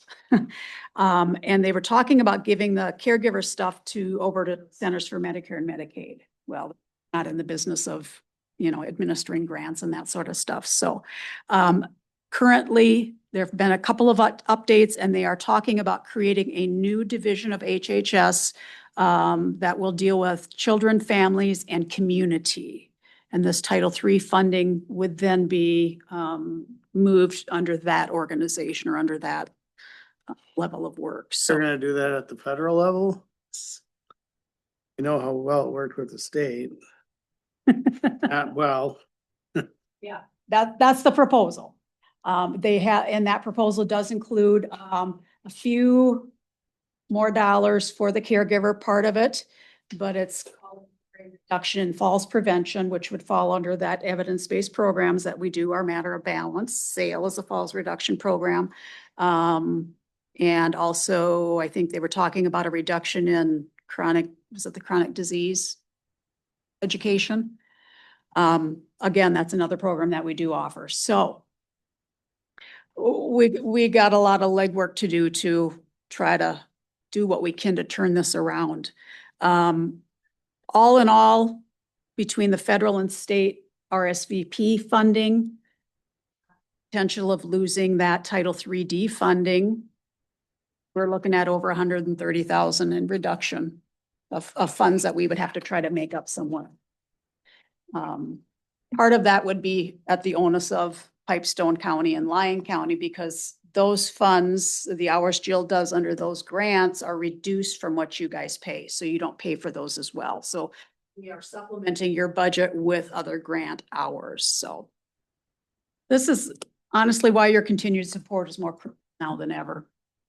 It ensures we can maintain our current services, support our volunteers, and prevent service gaps that could lead to greater isolation of our elderly population, health risks, and a strain on other systems that you are all involved in. So while the future of state and federal funding is uncertain, one thing is clear: the continued support of our member counties is essential to sustaining the services that we provide. Whether that support comes in the form of increased financial contributions, the addition of a county level staff person, say ACE becomes no longer a viable organization and we can't make a go of it. It would be my goal to at least have the counties take the program managers that have dedicated so much to them and give them a position at the county level. Again, these are just ideas that I'm swimming around in my head. So that was an idea. Also exploring other collaborations with other nonprofits. If there's other nonprofits out there that could potentially work together to try to make something happen. So it's just all so unforeseen right now. We just don't know what's going to happen. So together we can ensure that the older adults in our region continue to have access to resources and support that they need and deserve. Thank you for standing with us, and I hope that we can continue to provide these services and be a benefit to the residents of your counties. So that's all I've got. Any questions? Questions for Michelle? Comments? or for the group in general? You guys understand when Michelle talked about the fact that Lyon County and us weren't part of the grant, it's because we were just on the onboarding process. Had we not had this hiccup with the AmeriCorps, we would have become a full member this next year. We were in the process of doing that. And again, I want to talk, again, Jill talked about her program, and that's where it's been very important. Her program basically has been getting people's hours documented. And that's how we received reimbursement through the grant, was by those documented hours. That's why it was important to get people signed up for it. So she took a lot of people that were already doing things in the community and just kind of consolidated into a program. It's a highly successful program too, by when you look at the hours or whatnot, she's comparable to some of the highest output, that have been in this program for a long time, so. Yes, definitely. Numbers speak volumes. Wonderful. Not Joe. Just, you know, it's everywhere. I am everywhere. In fact, I was accused of day of stalking. Just want to thank Jill for the matter of balance. My wife took that course and it really helped. So Yay. thank you for that. You When- made some good habits. Lovely volunteers that leading the sales class over there. In fact, I just got an email yesterday saying we want to start another class July 7th. So Good. Yay. Colin's got lovely volunteer running that sale class, so maybe. I'm working on Jasper people. They really keep all Billy, so. Thank you very much. Thank you guys so much. Thank you for all you're doing. Next joint powers board meeting.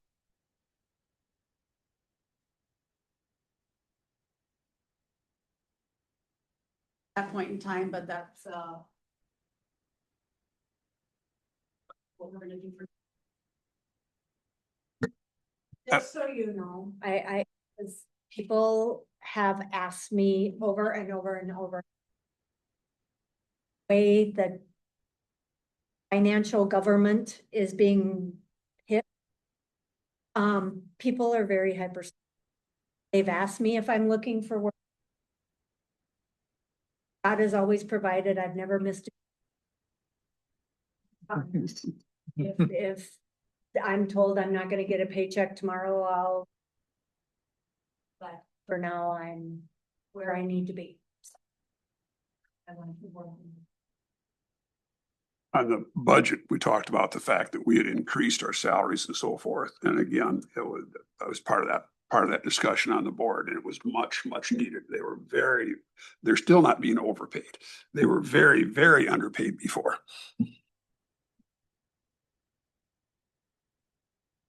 All right, thank you guys. Thanks.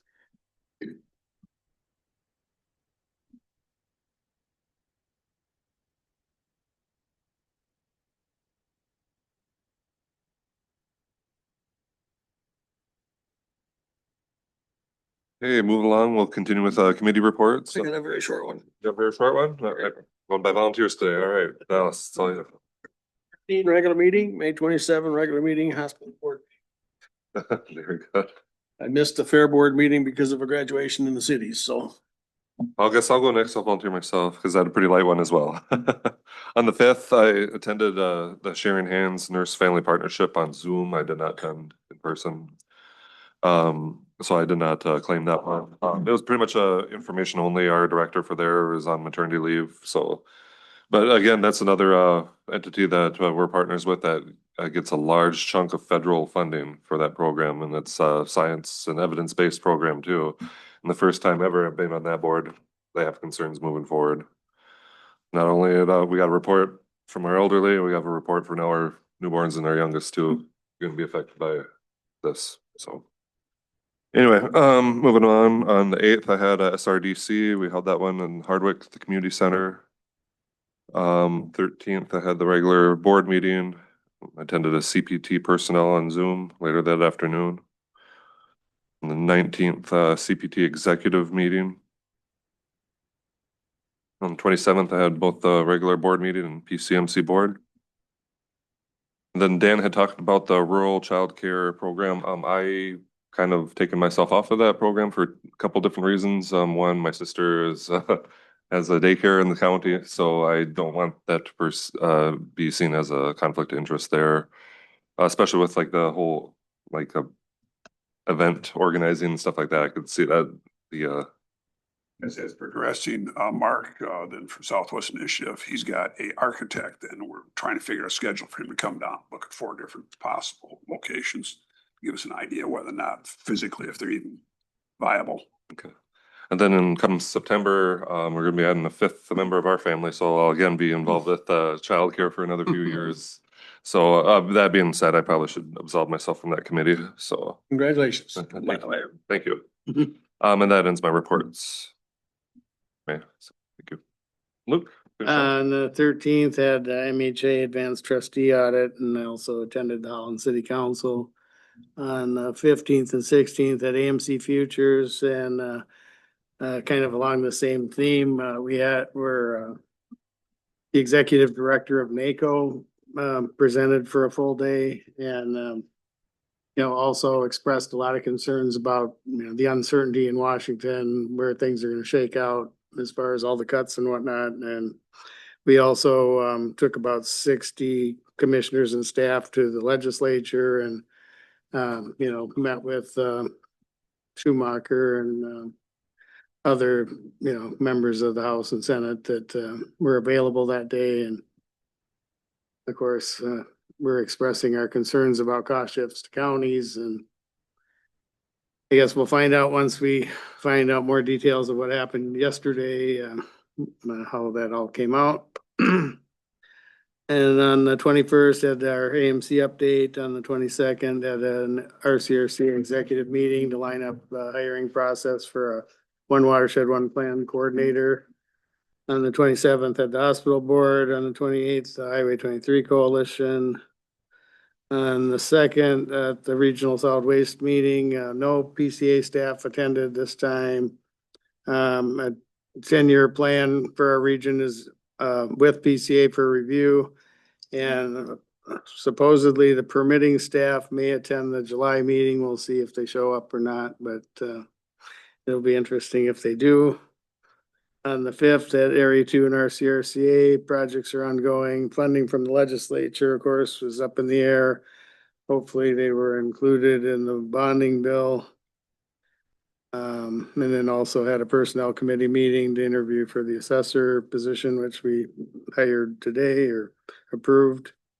And then had a plan ops meeting yesterday at the hospital. And that's about it. Thank you, Luke. Well, that commits that's the end of our committee reports, I should say. Is there any other business to come before the board this time? Okay, if not, our upcoming meetings on the 16th, we have Board of Equalization at 7 p.m. Employee Grill Out, EMS on the 17th at 11:30. Regular board meeting on the 24th at 9, and PCMC board meeting same date at 1 p.m. There's no other business come before the board. I'll consider the meeting adjourned. Thank you.